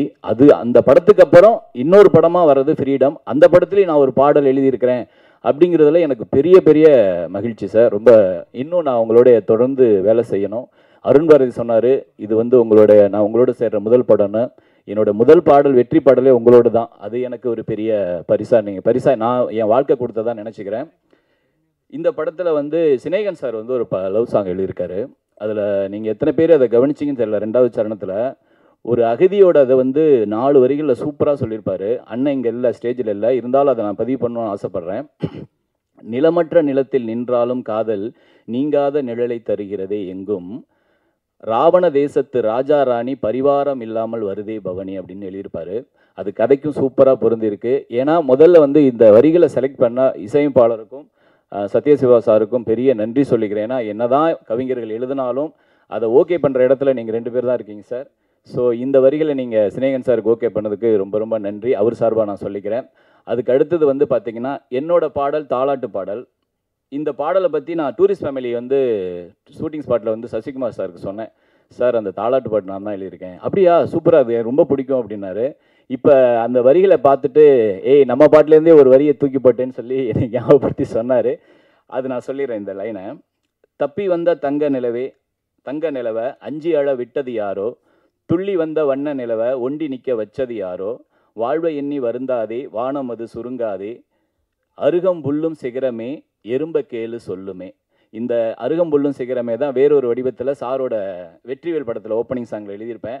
அதை நான் மறுபடியும் ஏன் எழுதணும் அப்படின்னா, சார் வந்து ஒரு ஃபீனிக்ஸ் மாதிரி மறுபடி பறக்க வந்திருக்காரு. சரி, அதையும் நான் பதிவு பண்ணணும்னு நினச்சேன். அது எதேச்சியாக எழுதினேன். அது சாருக்கு தெரியாதுன்னு நினச்சேன். ஆனால் என்னோட ஒவ்வொரு வரிகளையும் அவர் கவனிக்கிறனால கண்டுபிடிச்சிட்டாரு. சார் ரொம்ப நன்றி சார். எனக்கு ரொம்ப பெருமையாக இருக்குது. அதுக்கப்புறம் ஜிப்ரான் சாரை பற்றி சொல்லணும். ஒரு இசையமைப்பாளருக்கு ஆல்பமாக ஹிட்டாக அமைகிறது வந்து ரொம்ப மேஜிக். இப்போ பார்த்தீங்கன்னா ராஜா சாருக்கு அன்னக்கிளி, ரகுமான் சாருக்கு ரோஜா, அப்புறம் ஹாரிஸ் ஜெயராஜ் சாருக்கு பார்த்தீங்கன்னா மின்னலே, வாகை சூடவா அப்படிங்கிற ஒரே ஆல்பம் ஒட்டுமொத்த தமிழகத்தையும் யார்ப்பா அப்படின்னு திரும்பி பார்க்க வச்சது. சார் அதே மாதிரி இந்த ஆல்பமும் சூப்பராக கொடுத்துருக்காரு. கண்டிப்பாக இது ஒரு பெரிய வெற்றி படமாக அமையும், கண்டிப்பாக அமையும். ஏன்னா ஒவ்வொரு படத்தையும் நீங்கள் கொண்டு போய் சேர்த்துருக்கீங்க, இந்த படத்தையும் சேர்ப்பீங்கிற நம்பிக்கை இருக்குது. அதுக்கப்புறம் சத்யசிவா சார், நான் அவரோட இது வந்து எனக்கு 3வது படம் கழுகு 2, அப்புறம் வந்து 1945. அதுக்கப்புறம் இந்த படம் அவரோட வேலை செய்கிறதே ரொம்ப இதமாக இருக்கும். அவர் அடிக்கிறதும் தெரியாது, கிள்றதும் தெரியாது, ஆனால் அவர் நினச்சதை வாங்கிடுவார். ரொம்ப ரொம்ப ஹாப்பி சார் உங்களோட வேலை செய்கிறதுல. ஜிப்ரான் சாரோட வேலை செய்கிறது வந்து ஒரு அது மட்டும் சொல்லிடுறேன். நிறைய பேருக்கு கண்டிப்பாக அது எல்லாருக்கும் பிடிக்கும்னு நம்புகிறேன். ஒரு பாடல் வந்து சூழல் உருவானோன்னே இவர் தான் எழுதுறாங்கன்னு தெரிஞ்சோன்னே அவர் நம்பரை வாங்கி ஒரு வாட்ஸ்அப் குரூப் போட்டுருவார். நம்ம பாட்டுக்கு ஆப்ஷன் எழுதி கொடுத்துட்டே இருக்கணும். கடைசியாக அப்புறம் எனக்கும் டைரக்டருக்கும் பிடிச்சதை பார்ப்பார், அப்புறம் அவருக்கு பிடிச்சதை செலக்ட் பண்ணுவார். அதுக்கப்புறம் எங்கள் 2 பேருக்கும், எங்கள் 3 பேருக்கும் பிடிச்சது ஓகே ஆகி அந்த ஒரு வடிவமாக வரும். அது எனக்கு ஒரு பெரிய மாபெரும் ஒரு புது அனுபவமாக இருந்தது. ரொம்ப ஹாப்பியாக இருந்தது. இந்த பாட்டை வந்து வைக்கம் விஜயலட்சுமி ரொம்ப அழகாக பாடியிருக்காங்க. ரொம்ப ரொம்ப நன்றி. இந்த படம் கண்டிப்பாக பெரிய வெற்றி படமாக அமையும். அதே மாதிரி எங்கள் தயாரிப்பாளர் பாண்டியன் சார், உங்களுடைய உறுதிமொழி வந்து கண்டிப்பாக ஒவ்வொரு படத்துலையும் அதை வந்து நீங்கள் ஞாபகம் வச்சு செய்யணும் சார். நன்றி. Ghibran sir, you truly one of a kind. அது வந்து நீங்கள் சூஸ் பண்ணக்கூடிய படங்களுக்காக சொல்லலை, உங்களுடைய பர்சனாலிட்டியாகவே சொல்கிறேன். எப்பயுமே எனக்கு உங்களை பார்க்கும்போது ஒரு ஃபீனிக்ஸ் பறவை அப்படின்னு தான் தோணும். எந்த ஒரு கூண்டுலையுமே உங்களை அடக்கவே முடியாது. உங்களுடைய டிஸ்கோகிராஃபியும் அப்படி தான் அமைஞ்சிருக்குன்னு நினைக்கிறேன். அந்த வரிசையில் ஃப்ரீடம், இந்த படத்தில் என்ன ஒரு மேஜிக் கிரியேட் பண்ண இருக்கீங்க அப்படின்னு பார்க்குறதுக்கு ரொம்பவே ஆர்வமாக இருக்குது. அதனுடைய கிளிம்ஸ் தான் நாங்கள் 2 பாடல்கள் பார்த்தோம்னு நினைக்கிறேன். இந்த படத்தில் ஒர்க் பண்ண அந்த அனுபவத்தை பற்றி நீங்களே ஷேர் பண்ணணும்னு ஆசைப்படுறோம், ப்ளீஸ்.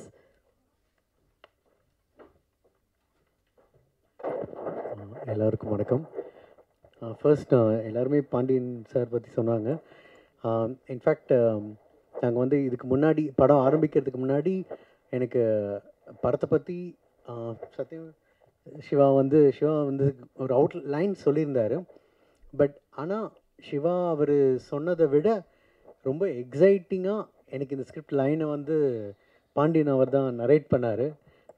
ஸோ அந்த மாதிரி ஒரு ப்ரொடியூசர் வந்து ஒவ்வொரு ஸ்டேஜ்லேயும் கிட்டத்தட்ட ஒரு கோ டைரக்டர் மாதிரி கூடவே ட்ராவல் பண்ணி லிரிக்ஸ் செலெக்ஷன்லேருந்து சிங்கர்ஸில் இருந்து அது அந்த ஒரு இன்புட் வந்து எங்களுக்கு ரொம்ப ஹெல்ப் பண்ணுச்சு. அண்ட் இன்ஃபேக்ட் ஒரு எப்போவுமே பர்செப்ஷன் பார்த்திங்கன்னா ஒரு கிரியேஷன் சைட்லேருந்து இருக்காது, ஆடியன்ஸ் பெர்ஸ்பெக்டிவ்லேருந்தே இருக்கும். ஸோ அதனால் ஒரு லிரிக் கொடுக்கும்பொழுதே சார் இது எனக்கு புரியுது, இது நல்லா இருக்குது, அங்கே ஆரம்பித்து அப்படியே உள்ளே வருவார்.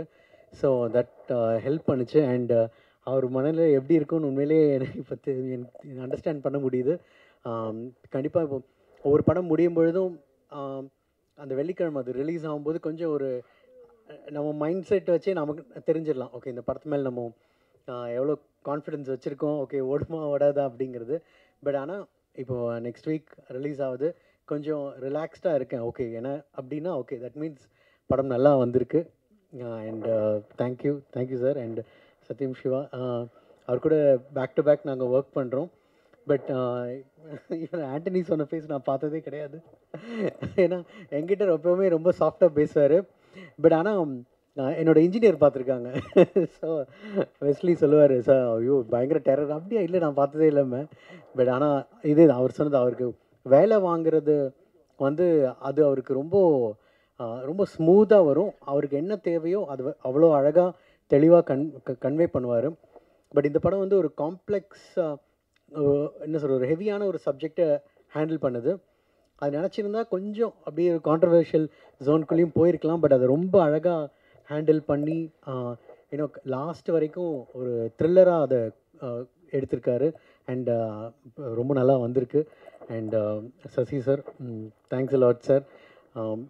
பேக் டு பேக் ஒர்க் பண்ணுற அந்த சான்ஸ் கிடச்சதுக்கு. And I don't know, love you sir. So and எல்லாருமே ஆர்டிஸ்ட் எல்லாருமே ரொம்ப நல்லா பண்ணியிருக்காங்க. அண்ட் சின்ன சின்ன கேரக்டர்ஸ், ஒரு இன்னும் ஒரு தாத்தா கேரக்டர் ஆகட்டும், இங்கே பேசின எல்லாரும், அண்ட் ஆஃப்கோர்ஸ் நம்ம ஹீரோயின்லேருந்து எல்லாருமே. ஏன்னா அவங்களுக்கு ஏன்னா இந்த படம் வந்து கேரக்டர் ட்ரிவனாக இருக்கும். ஒரு கேரக்டர் மேலே மட்டும் ட்ராவல் பண்ணாமல் எல்லாம் ஒரு மல்டிபிள் கேரக்டர்ஸ் இருப்பாங்க. அந்த இடத்துல இருக்கிற அத்தனை பேரோட இமோஷன்ஸும் ஒரு சின்ன சின்ன பார்ட் ஸ்டோரியை மூவ் பண்ணிக்கிட்டே இருக்கும். அதனால் everyone has done a great job. And technician, editing and cinematography, I have to tell, சில இடத்துலலாம் எப்படி நீங்கள் கேமரா வச்சிங்க லைட்டிங் வச்சிங்கன்னு எனக்கு புரியல. Because it's a big challenge. நல்லா பண்ணியிருக்கீங்க. And lyrics writers, thank you. எங்கள் டீம் என்னோட ஐ எம் ரியலி ஹாப்பி இந்த இடத்துல சாங்ஸ் எப்படி வந்திருக்குன்னு. அண்ட் ஸ்னேகன் சார் இல்லை, அவர் சார்பாகவும் I'm like I'm thanking him. And கண்டிப்பாக தேட்டர் போய் பாருங்கள். Hope you like it. Thank you. நம்முடைய கலை இயக்குனர், ஆர்ட் டைரக்டர், அவரை முதலே கூப்பிட்டுருக்கணும். We just missed it. But இப்போ கண்டிப்பாக மிஸ் பண்ணக்கூடாதுன்னு நினைக்கிறோம். உதயகுமார் சார், எங்களுக்காக இந்த படத்தில் ஒர்க் பண்ண அனுபவத்தை நீங்கள் ஷேர் பண்ணணும்னு ஆசைப்படுறோம். ப்ளீஸ். அனைவருக்கும் வணக்கம். தயாரிப்பாளர் பாண்டியன் அண்ணா அவர்கள் வந்து நான் முன்னேறணுங்கிறதுல அவர் ரொம்ப அவருடைய பங்களிப்பு அதிகம். நான் அசிஸ்டண்ட்டாக ஒர்க் பண்ணேன். அவர் தான் வந்து கோடியில் ஒரு படத்தை எனக்கு வாய்ப்பு வாங்கி கொடுத்தது. அடுத்தது இன்றைக்கி வந்து தயாரிப்பாளர் இங்கே இருக்காங்க. ரொம்ப சந்தோஷம். இந்த படம் மிகப்பெரிய ஒரு வெற்றி படமாக அமையும். என்றைக்குமே உண்மை கதை தோற்றது கிடையாது. இது ஒரு உண்மை சம்பவம். இந்த சம்பவம் மிகப்பெரிய ஒரு வெற்றி அடையும். ஏன்னா இந்த ஆண்டு வந்து நந்தன் படம் சிறந்த கதை. அதே மாதிரி வர்ற ஆண்டு இந்த படமும் சிறந்த ஒரு கதை, ஏதோ ஒரு அவார்டு, ஏதோ ஒரு விருதுகளை இந்த படம் பெறும். ஏன்னா ஒரு உண்மை சம்பவம். ஏன்னா என் லைஃப்பில் நடந்தது. நாங்கள்லாம் ஸ்ரீலங்காவிலேருந்து வந்தவங்க. அதனால் என் லைஃப்பில் நடந்தது. எங்கள் அப்பா அம்மா வந்து ஒரு 50 ஆண்டுகள் இங்கே வந்திருக்கோம். எனக்கு 37 வயசாகுது. ஒரு 50 வருஷம் இருக்கும். அதனால் இந்த படம் வந்து மிகப்பெரிய கனெக்டிவிட்டியாக இருந்துச்சு எனக்கு. அது மாதிரி எனக்கு வேலையாக பார்க்கும்போது அந்த டனல் ஒன்று சொன்னாங்கல்ல, அது ஒரு ட்ராயிங் பண்ணி டேரக்டரை காமிச்சிட்டு ஒரு மினியேச்சர் ஃபஸ்ட்டு ஒன்று பண்ணோம். படம் ஆரம்பிக்கிறதுக்கு முன்னாடி இந்த படத்தில் வந்து மினியேச்சர் பண்ணோம். மினியேச்சர் பண்ணி அப்போ சசியார் வந்து பார்த்துட்டு அதை மேக்கிங்காக எப்படி பண்ணலாம், ஏன்னா செலவும் பண்ணணும், அது நல்லா மிகப்பெரிய ஒரு பிரமாண்டமாக இருக்கணும் அதில். ஏன்னா கேமரா வைக்கணும், கேமரா ஒர்க்கிங் பிளேஸ் போகணும். ஏன்னா நம்ம வந்து ஒரு ஸ்டூடியோவில் செட்டு போடலாம், ஆனால் அங்கே செட்டு போடும்போது ஒர்க்கிங் பிளேஸ் பண்ண முடியாது. அதனால் அது எப்படி மேக்கப் பண்ணலாம்னு சொல்லிட்டு எல்லாம் சேர்ந்து பேசி அது மிகப்பெரிய ஒரு பிரமாண்டமாக ஒரு விஷயம் பண்ணோம். அதன் பிறகு ஒரு அகதிகள் முகாம் ஒன்று பண்ணோம். அதுவும் அப்படி தான். ஏன்னா அகதிகள் முகாம் வந்து ஒரு லைவாக ஒரு விஷயம் ட்ரை பண்ணணும். எந்த ஒரு விஷயமும் ஆர்டிஃபிஷியலாக தெரிஞ்சிடக்கூடாது. அந்த மாதிரி ரொம்ப கஷ்டப்பட்டு நான் மெனக்கடுவேன் எப்பயுமே. இந்த படத்தை அப்படி தான் மெனக்கட்டேன். நல்லா வந்திருக்கு. விஷுவலாக பார்க்கும்போது நல்லா வந்திருக்கு. சசி அண்ணன் கூட எனக்கு 3வது படம் நந்தன் படம் ஒர்க் பண்ணேன். நல்ல படம். அது ஒரு உண்மை கதை. தமிழ்நாட்டு அளவில் பேசப்பட்ட படம். அதே மாதிரி நம்ம படமும் பேசப்படும். மிகப்பெரிய வெற்றி அடையும். சத்யேஸ்வா சாருக்கு தேங்க்ஸ் சொல்லிக்கிறேன். கேமராமேன் உதயணனுக்கு நான் தேங்க்ஸ் சொல்லிக்கிறேன். ஏன்னா நம்ம எப்படினாலும் நம்ம ஒர்க் பண்ணி கொடுத்துடலாம், ஆனால் அது அழகாக அந்த ஃப்ரேமில் காமிக்கிறது உதயண்ணா ரொம்ப அழகாக காமிச்சிருப்பார். யாராச்சும் பேர் விட்டு போயிருந்தால் மன்னிச்சுக்கணும். வணக்கம், நன்றி. டீசர் ட்ரெய்லர் பார்க்கும்போது கதைக்கேத்த நாயகி அப்படின்னு தான் எனக்கு தோணுச்சு. ரொம்ப யதார்த்தமான நடிப்பு மட்டும் கிடையாது, உங்களுடைய தோற்றமும் ரொம்ப யதார்த்தமாக இருந்தது. யூ ஹவ் ட்ரூலி ரீரிட்டன் அப்படின்னே சொல்லலாம். Thank you so much for coming. And நீங்கள் இந்த படத்தை பற்றி எங்களுக்காக பேசணும் அப்படின்னு ஆசைப்படுறோம். So Lijomol, please share us few words about your character and your film.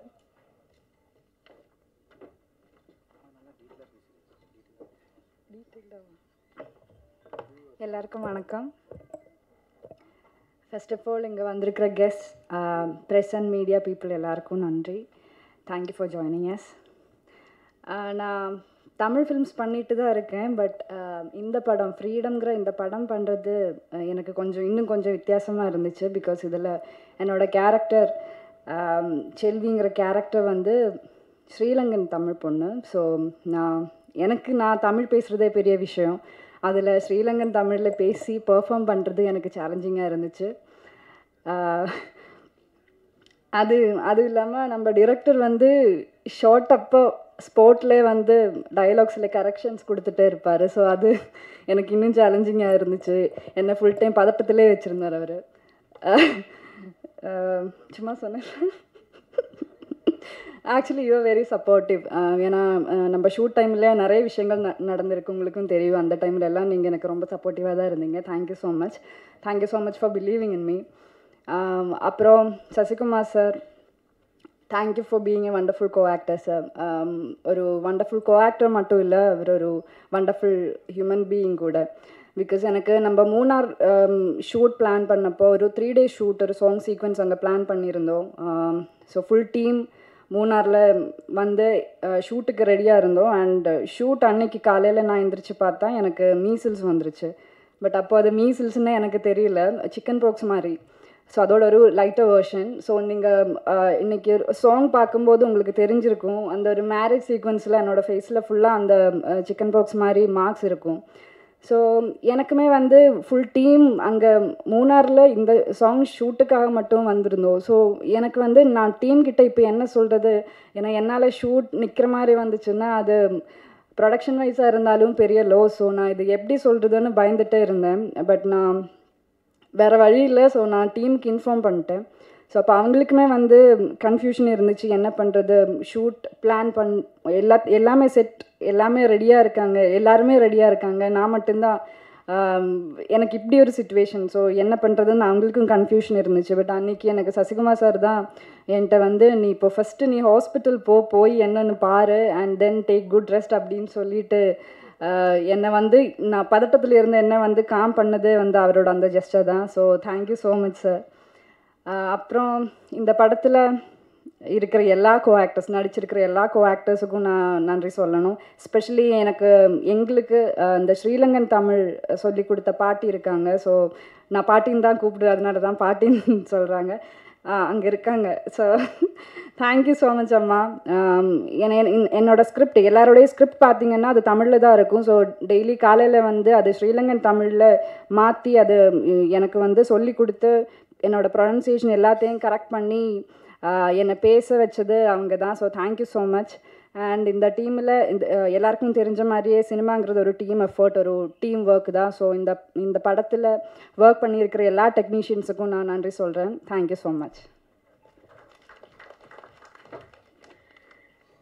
நிஜமால் நீங்கள் பேசும்போது சொன்னீங்க எனக்கு தமிழில் பேசுறது கொஞ்சம் கஷ்டம் அப்படின்னு. ஆனால் உங்களோட என்டையர் ஸ்பீச் தமிழில் மட்டும்தான் இருந்திருக்கு, இங்கிலீஷ் கூட பெருசாக நீங்கள் யூஸ் பண்ணல. ரொம்ப அழகாக இருந்தது அது கேட்குறதுக்கு. மீண்டும் உங்களுக்கு ஒரு பெரிய வாழ்த்துக்கள். Thank you so much. ஒரு எழுத்தாளர், ஒரு தயாரிப்பாளர், ஒரு இயக்குனர், இதெல்லாம் தாண்டி இன்னைக்கு அவர் ட்ரெய்லர், டீசர் எல்லாமே பார்த்துருக்காரு. இந்த படத்தை பற்றி அவர் என்ன சொல்ல இருக்காருன்னு கேட்க நாங்கள் ரொம்ப ரொம்ப ஆர்வமாக இருக்கோம். Sir, over to you.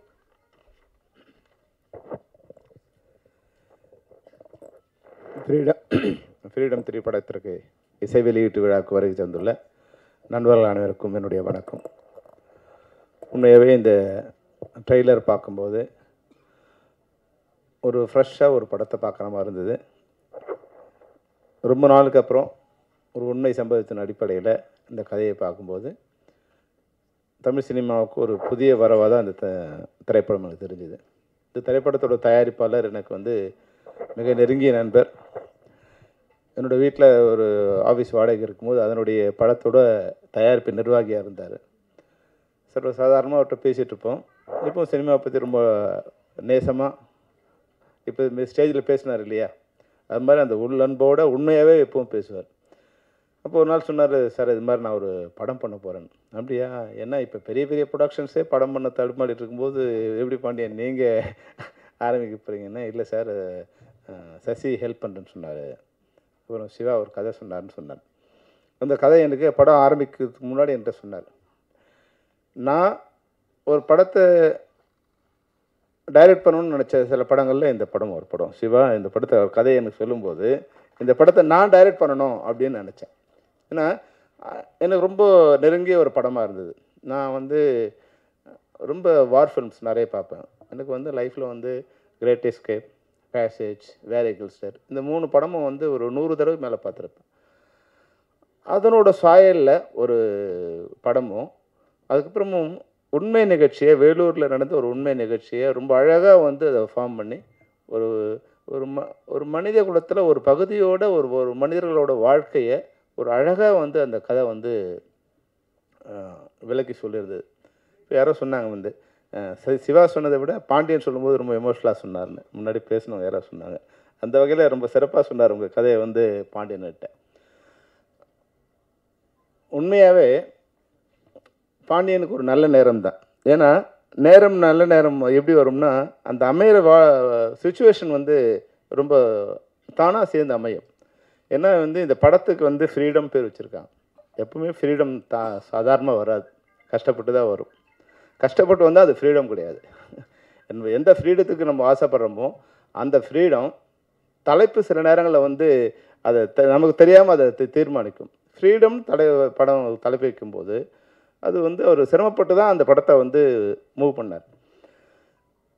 உண்மையாக நான் இங்கே ஸ்டேஜில் பார்க்கும்போது அந்த சிரமம்லாம் எதுவுமே இல்லாமல் மிக அழகாக வந்து ஒரு பிளான்டு சப்ஜெக்டை வந்து ஒரு 3-4 மாதத்துக்குள்ளே பண்ணால் எப்படி வந்து ஒரு ஒழுங்கு நேர்த்தி இருக்குமோ அந்த ஒழுக்கத்தை நேர்த்தியாக அந்த திரைப்படம் அமைஞ்சிருக்கு. இதுக்கு வந்து உங்களுக்கு அமைந்த யூனிட்டு தான் காரணம். அது டைரக்டர் சிவாவாக இருக்கட்டும், இல்லை வந்து கேமராமேனாக இருக்கட்டும், இல்லை ஆர்ட் டைரக்டராக இருக்கும், அவங்கெல்லாம் வந்து ஏதோ ஒரு வகையில் இந்த படத்தோட வந்து அட்டாச் ஆகியிருக்காங்க. அதுபோல் வந்து நம்ம சசி சாரும் வந்து தயாரிப்பாளர்களுக்கு மிக இணக்கமான, மிக உண்மையான ஒரு நெருங்கிய நண்பராக இருக்கார். ஏன்னா நான் என்னுடைய உதவியாளர் ஒருத்தருக்கு ஒரு கதையை கேட்டேன், அந்த கதை நல்லா இருந்தது. உடனே அவருக்கு ஃபோன் பண்ணி, சசி இது மாதிரி ஒரு கதை இருக்குது கேளுங்க என்ன. நான் ஒரு 10-15 பேருக்கு சொல்லியிருக்கேன். அதில் வந்து அடுத்த வாரமே அவராக கூப்பிட்டு கதையை கேட்ட 3 பேரில் சசியும் ஒருத்தர். ஏன்னா நடிகர்கள் வந்து நம்ம சொன்ன உடனே கேட்கணும் இல்லை, அந்த கதையை கேட்டு சார் நல்லா இருக்குது நான் பண்ணுறேன், இதில் சின்ன சின்ன கரெக்ஷன் சார் பண்ணுறேன்னு சொல்லியிருந்தார். அந்த வகையில் ஒரு உண்மையான ஒரு மனிதராக, தயாரிப்பாளருக்கு உதவக்கூடிய மனிதராக. அப்புறம் பட்ஜெட் போடும்போது ஒரு விஷயம் அப்போ அந்த தயாரிப்பாளர் சொன்னார், எப்படி அடுத்த படம் எப்படி பண்ணீங்க ராஜான்னு கேட்கும்போது சொன்னார், இல்லை சார் சசி நானும் வந்து ஒரு அண்டர்ஸ்டாண்டிங்கில் பண்ணுறோம். அது உண்மையாகவே சசி போல் எல்லா நடிகர்களும் பண்ணான். அது என்ன பண்ணாங்கன்னா, இன்றைக்கி பாருங்கள், இன்றைக்கி வந்து திரைப்படங்கள் வந்து முன்னாடி வந்து ஒரு படம் ஃபஸ்ட் காப்பி ரெடி ஆகிடுச்சுன்னா அது படம் ரிலீஸ் ஆகிடும். ஃபஸ்ட் காப்பி வரைக்கும் தான் தயாரிப்பாளர் கஷ்டம். எப்படியாவது ஃபஸ்ட் காப்பி ரெடி பண்ணிட்டாங்கன்னா அந்த படம் ரிலீஸ் ஆகிடும். ஆனால் இன்றைக்கி ஃபஸ்ட் காப்பி பண்ணுறது ஒரு பெரிய விஷயமே இல்லை.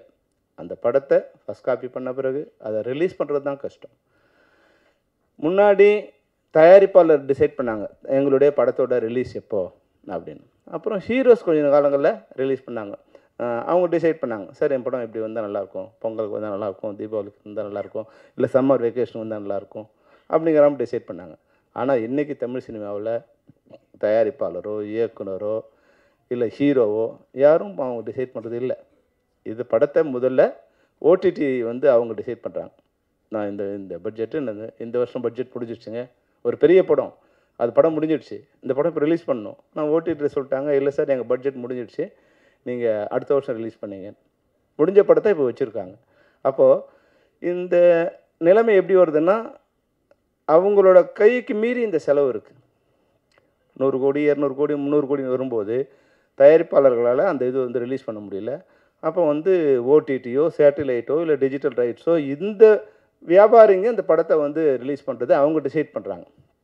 அதுபோல் இல்லாமல் சசி மாதிரியே எல்லா இயக்குனரும் எல்லா நடிகர்களும் அந்த ஷேர் பண்ணி அவங்களோட தமிழ் திரைப்படங்களுக்கு நீங்கள் படம் பண்ணுங்கள், தமிழ் திரையரங்குகளுக்கு நீங்கள் படம் பண்ணுங்கள்.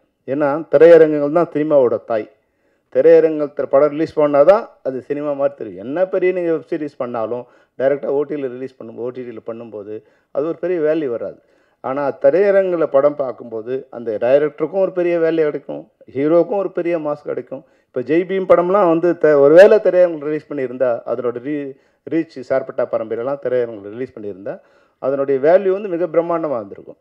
அதனால் முதல்ல வந்து என்னோடய வேண்டுகோள் என்னென்னா, இது போன்ற பெரிய பட்ஜெட்டில் பண்ணுறவங்க, நீங்கள் உங்களோட சம்பளத்தை எல்லாம் ஓடிடியும் சேட்டலைட்டும் அது மாதிரி லாபத்தில் வச்சுக்கிட்டு தமிழ் திரையரங்கில் தமிழ்நாட்டில் இருக்க திரையரங்கில் அதில் என்ன சேலபிள் இருக்கோ அந்த சேலபிளுக்கு ஒரு படம் பண்ணிங்கன்னா ரிலீஸ் டேட்டு நீங்களே ஃபிக்ஸ் பண்ணிக்கலாம். அப்போ உங்கள் பின்னாடி ஓடிடியும் சேட்டலைட் வருவாங்க. ஆனால் இன்றைக்கி எவ்வளோ பெரிய இயக்குனராக இருந்தாலும், என்ன பெரிய உச்ச நட்சத்திரமாக இருந்தாலும், அவங்கெல்லாம் ஓடிடி என்னைக்கு டிசைட் பண்ண சொல்கிறாங்களோ அன்றைக்கி தான் ரிலீஸ் பண்ண வேண்டிய ஒரு கஷ்டமான ஒரு துர்பாக்கியமான நிலைமை இருக்குது. அது மாதிரி இல்லாமல் சசி மாதிரியே எல்லாருமே வந்து அந்த முறையை ஃபாலோ பண்ணாங்கன்னா இனிமேல் வந்து தமிழ் படங்களுக்கு வந்து வேல்யூ இருக்கும், ஒரு மரியாதை இருக்கும். நம்ம படத்தை நம்மளே ரிலீஸ் பண்ணலாம். இன்றைக்கி இந்த படம் பார்க்கும்போது, நான் ஸ்க்ரீனில் பார்க்கும்போது உண்மையாகவே ஒரு கஷ்டப்பட்ட ஒரு சமூகம், ஒரு மனித குலத்தில் ஒரு சமூகம் எப்படி தன்னுடைய சுதந்திரத்துக்காக எப்படி போராடுது, அது சுதந்திரம் சொந்த நாட்டில் எப்படி மறுக்கப்படுது, நட்பாக வந்த நாட்டில் எப்படி மறுக்கப்படுது. இப்போ நான் வந்து லாஸ்ட் இயர் வந்து ஜனவரி மாதம் வந்து யாழ்ப்பாணம் போயிருந்தேன். போகும்போது அங்கே எல்லாமே இருக்கிற ஒரு 1000 கிலோமீட்டருக்கு நாங்கள் வந்து ஒரு வாரம் வந்து எல்லா இடத்துக்கும் சுற்றி அங்கே ட்ராவல் பண்ணோம். போகும்போது இந்த முள்ளிவாய்க்காலில் போய் நாங்கள் வந்து ஒரு 2 hours அங்கே அப்படியே நின்றுட்டே இருந்தேன். என்னை கூப்பிட்டு வந்த நண்பருக்கு ஏன் நான் அங்கே நிற்கிறேன்னு தெரியல.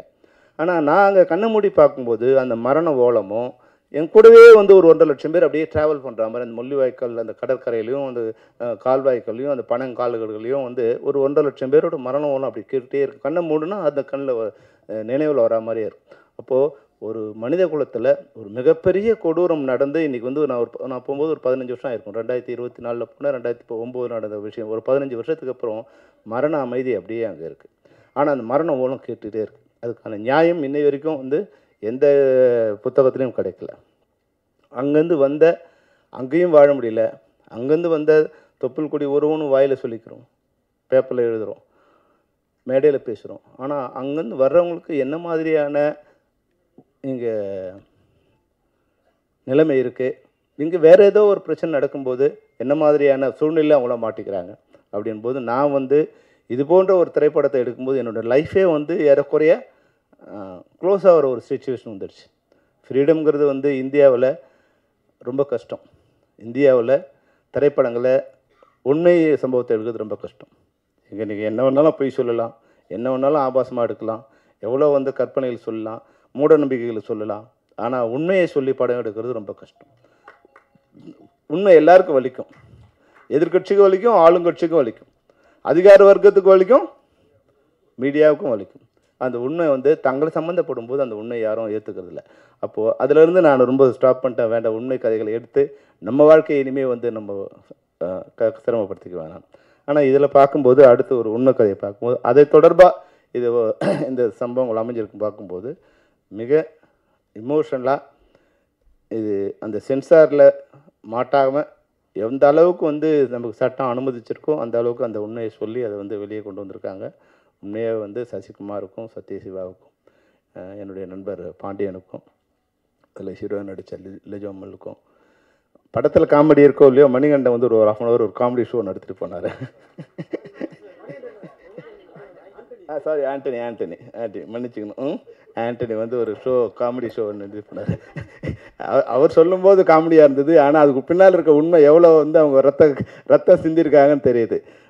2-3 தடவை சொல்லிட்டாங்க, சிவா உன்னை பற்றி ரொம்ப நாசுக்காக சொன்னார். கிள்றது தெரியாமல் கிள்ளுவார், அடிக்கிறது தெரியாமல் அடிப்பார்.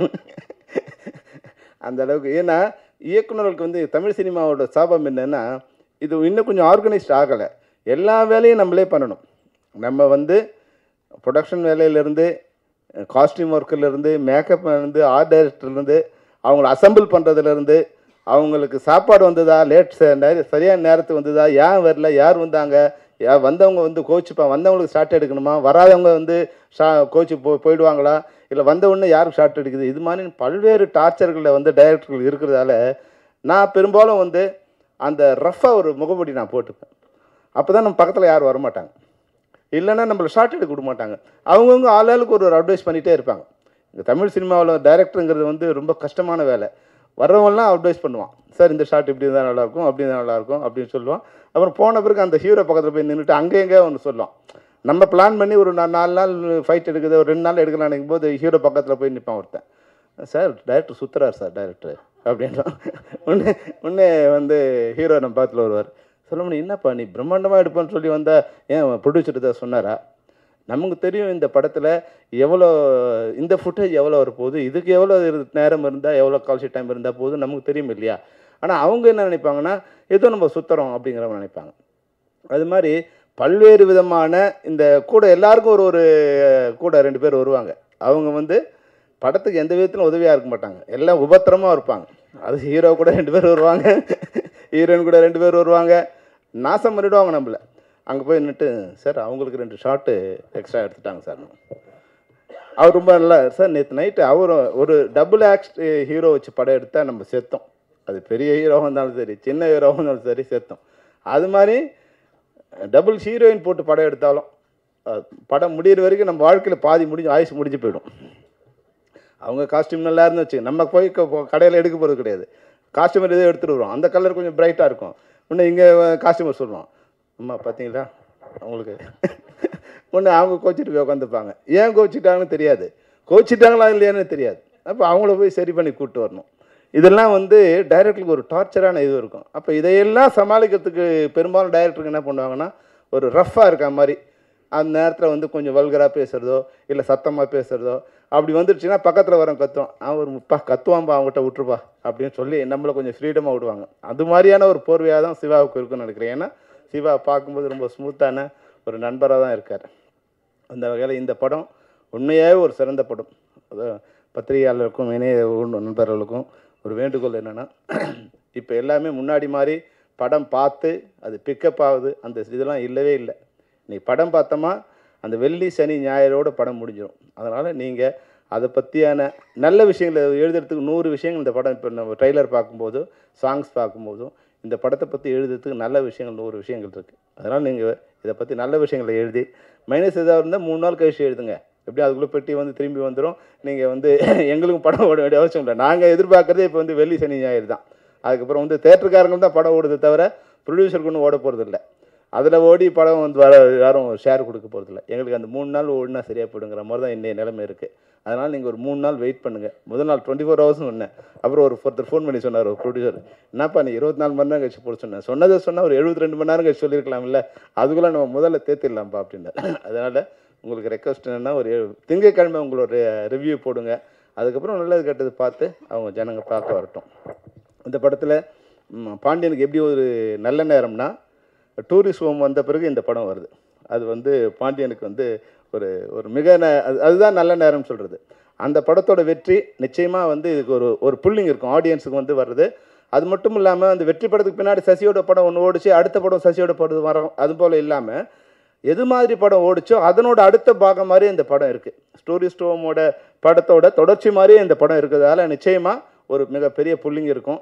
அதனால் இந்த படத்தோட வெற்றி எனக்கு தெரிஞ்சு வந்து கொஞ்சம் ஈஸியாக இருக்க மாதிரி தெரியுது. பாண்டியனோட மனசுக்கு அவர் பேசும்போது உங்களுக்கு தெரிஞ்சிருக்கும்.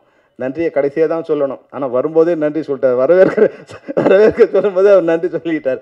ஏன்னா அவர் மனதெல்லாம் நன்றி நிறைந்திருக்க நன்றி உள்ள மனிதர் பாண்டியன். அதனால் அந்த வார்த்தையிலேயே அவர் நன்றி சொன்னார். அவர் வாழ்வாங்க வாழணும். இந்த படம் அவர் முதல் படமாக எடுத்திருக்காரு. இந்த படம் வெற்றி படமாகி பல படங்களை பாண்டியன் தயாரிக்கணும். அதில் வந்து எல்லா திரைப்பட கலைஞர்களும் தொழிலாளர்களும் தொழில்நுட்ப கலைஞரும் வாழணும். சசி கூட வந்து சினிமாவை நேசிக்கின்ற ஒரு மிகச்சிறந்த மனிதர். அவர் வாழ்க்கையில் பல்வேறு சிரமங்கள் வந்திருக்கலாம், வெற்றி வந்திருக்கலாம், தோல்வி வந்திருக்கலாம். ஆனால் அதையெல்லாம் வந்து வாழ்க்கையோட ஒரு ஜெர்னியை எடுத்துக்கிட்டு எதை பற்றியும் கவலைப்படாமல் அழகாக வந்து ஒரு நதி போல் அவர் வந்து பயணம் பண்ணிகிட்டே இருக்கார். அந்த சசிக்கு என்னோடய வாழ்த்துக்கள். திரைப்படத்தில் நடித்த அனைத்து தொழில்நுட்ப கலைஞர்களுக்கும் தொழில்நுட்ப கலைஞர்களுக்கும் குறிப்பாக கேமராமேனுக்கும் ஆர்ட் டைரக்டருக்கும் அந்த இது உங்களோட ஆர்ட் டைரக்ஷன் அந்த இது பார்த்தேன். அகதிகள் முகாம் ரொம்ப இயல்பாக பெரிய செலவு இல்லாமல் ரொம்ப இயல்பாக வந்து அந்த இதோடு சேர்ந்துருந்து அது படம் பார்க்கும்போது ஒரு உண்மையான இடத்துல உண்மையான கதை அதுக்கு வேற ஒரு சாயம் போட்டிங்கன்னா அது வந்து நான் வெளியே வந்துடும். ஆடியன்ஸ் வந்து கதையை விட்டு வெளியே போடுவாங்க. அதுக்காக உண்மையாக ஒரு குடிசை மாதிரி இருந்தால் அது வந்து ஒரு அக்லினஸ் வந்துடும். அப்படி இல்லாமல் ஒரு உண்மையை வந்து அழகாக வெளிச்சம் போட்டு கட்டுற மாதிரி இருந்து உண்மையான இடம் மாதிரியும் தெரிஞ்சது. அது வந்து ஒரு பிரம்மாண்டமான ஒரு இதுவாக வந்து மனதுக்கு பாரம் கொடுக்குற ஒரு விஷயமாக வந்தது. அது போலீஸ் ஸ்டேஷனாக இருக்கட்டும், ஜெயிலாக இருக்கட்டும், எல்லாமே வந்து ஒரு இதுவாக இருந்தது. அதுபோல் வந்து உதயகுமார் வந்து நீங்கள் சில காட்சியில் வந்து விசாரணை படம் பார்க்கும்போது எப்படி வந்து ரியாலிட்டி இருந்ததோ அதுபோல் வந்து ரொம்ப பியூட்டிஃபுல்லாக அந்த இமோஷனில் வந்து அழகாக வந்து உங்களை வெளியே கொண்டு வந்தீங்க. அந்த வகையில் உங்களுக்கு நன்றி. மிகச்சிறந்த பாடல்களை எழுதின கவிஞர்களுக்கும் மிகச்சிறந்த இசையை கொடுத்த ஜிப்ரான் வந்து இதுவாக சொன்னாங்க, அவர் வந்து ஏழைகளின் இளையராஜா வந்து ஜிப்ரான். ஏன்னா ரொம்ப தயாரிப்பாளர் பெரிய சிரமம் இல்லாமல் அந்த அளவுக்கு அந்த நேர்த்தியான இசையை சாதாரண திரைப்படங்கள் கூட ஒரு கொடுக்கக்கூடிய ஒரு மிகச்சிறந்த உள்ளம் படைத்த ஒரு நல்ல கலைஞன். நிச்சயமாக வந்து தமிழ் சினிமாவில் உங்களுக்கு ஒரு நல்ல இடம் இருக்குது ஜிப்ரான். என்னைக்காவது ஒரு நாள் உங்களை வந்து சேரும். நீங்கள் கவலைப்படாதீங்க, உங்கள் வெற்றிக்கும் உங்கள் உழைப்புக்கும் உங்களை வந்து சேரும். இந்த ஃப்ரீடம் மிகப்பெரிய விடுதலையை தமிழ் சினிமாவுக்கு கொடுக்கணும். விடுதலை போல் வெற்றி அடைந்து தமிழ் சினிமா ஓடிடியும் சேட்டிலைட்டும் பல்வேறு ஜெயிலில் அடைபட்டுருக்கு. அதையெல்லாம் உடைச்சிக்கிட்டு திரைப்படம் கலைஞர்கள்ட்ட இருந்து மக்களுக்கு நேரடியாக வந்து சேர ஒரே ஒரு ஃப்ரீடத்தை இந்த திரைப்படம் கொடுக்க வேண்டும் கூறி அனைவருக்கும் வாழ்த்துக்களை கூறி விடைபெறுகிறேன். நன்றி, வணக்கம். Thank you so much sir. பேசும்போது இயக்குனரின் குரலாக இருந்தீங்க, தயாரிப்பாளரின் குரலாக இருந்தீங்க, ரொம்ப ஜெனரஸாக பேசுனீங்க. மீண்டும் உங்களுக்கு ஒரு பெரிய நன்றி. Thank you so much.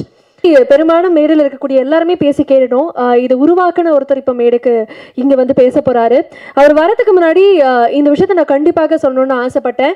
இந்த படத்துடைய இயக்குனர் மட்டும் இல்லை, இந்த படம் ரிலீஸ் ஆனதுக்கப்புறம் அகத்தி மக்களின் நாயகனாக இவர் இருப்பார் அப்படிங்கிறதுல எந்த விதமான ஒரு ஐயமும் கிடையாது. நீங்கள் இந்த படத்தை பற்றி எங்களுக்காக ஷேர் பண்ணணும்னு ஆசைப்படுறோம். So over to you Sathyasiva sir.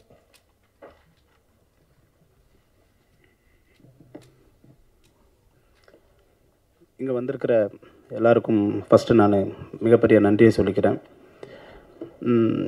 Present media உங்களுக்கு மெயினாக ரொம்ப நன்றி சொல்லணும். அப்புறம் பார்த்திங்கன்னா ஃபஸ்ட்டு ஃப்ரீடம். இந்த படத்தை நான் ரொம்ப ஃப்ரீடமாக எடுக்கிறதுக்கு எனக்கு முதல்ல ரொம்ப சப்போர்ட்டாக இருந்தது வந்து என்னோடய வீடு, என்னுடைய மனைவி, குழந்தைங்க. ஏன்னா அவங்க வந்து என்னை ரொம்ப ஃப்ரீடமாக விட்டதுனால தான் நான் இந்த மாதிரியான ஒரு படம் எடுக்க முடிஞ்சது. அதுக்கப்புறம் பார்த்திங்கன்னா குடும்பம் அப்படின்னு சொன்னால் எங்களுக்கு வந்து எந்த ஒரு சூழ்நிலையிலையுமே ரொம்ப சப்போர்ட்டிவாக இருக்கிற என்னுடைய 2 அக்கா, மாமா. அதுக்கப்புறம் இப்போது நான் படத்துக்குள்ளே வரேன். இந்த படத்தில் வந்து எனக்கு வந்து முதல்ல ஃபஸ்ட்டு என் கூட ரொம்ப கனெக்டிவாக இருந்த இந்த படத்தோட கோ டைரக்டர் பிரசாத், அவருக்கு ரொம்ப நன்றி. அப்புறம் வந்து ரெபல் படத்தோட டைரக்டர் நிகேஷ், அவர் என்கிட்ட தான் வந்து அசிஸ்டன்ட் டைரக்டராக இருந்தார். என்கிட்ட இருந்து வெளியே போனதுக்கு அப்புறமும் கூட எப்போவுமே இன்னும் ஒரு அசிஸ்டண்ட்டாகவே வந்து படம் தொடங்கினதுலேருந்து முடிகிற வரைக்கும் கூடவே இருந்து ரொம்ப ஹெல்ப்ஃபுல்லாக இருந்திருக்கார். அவருக்கு ஒரு பெரிய நன்றி.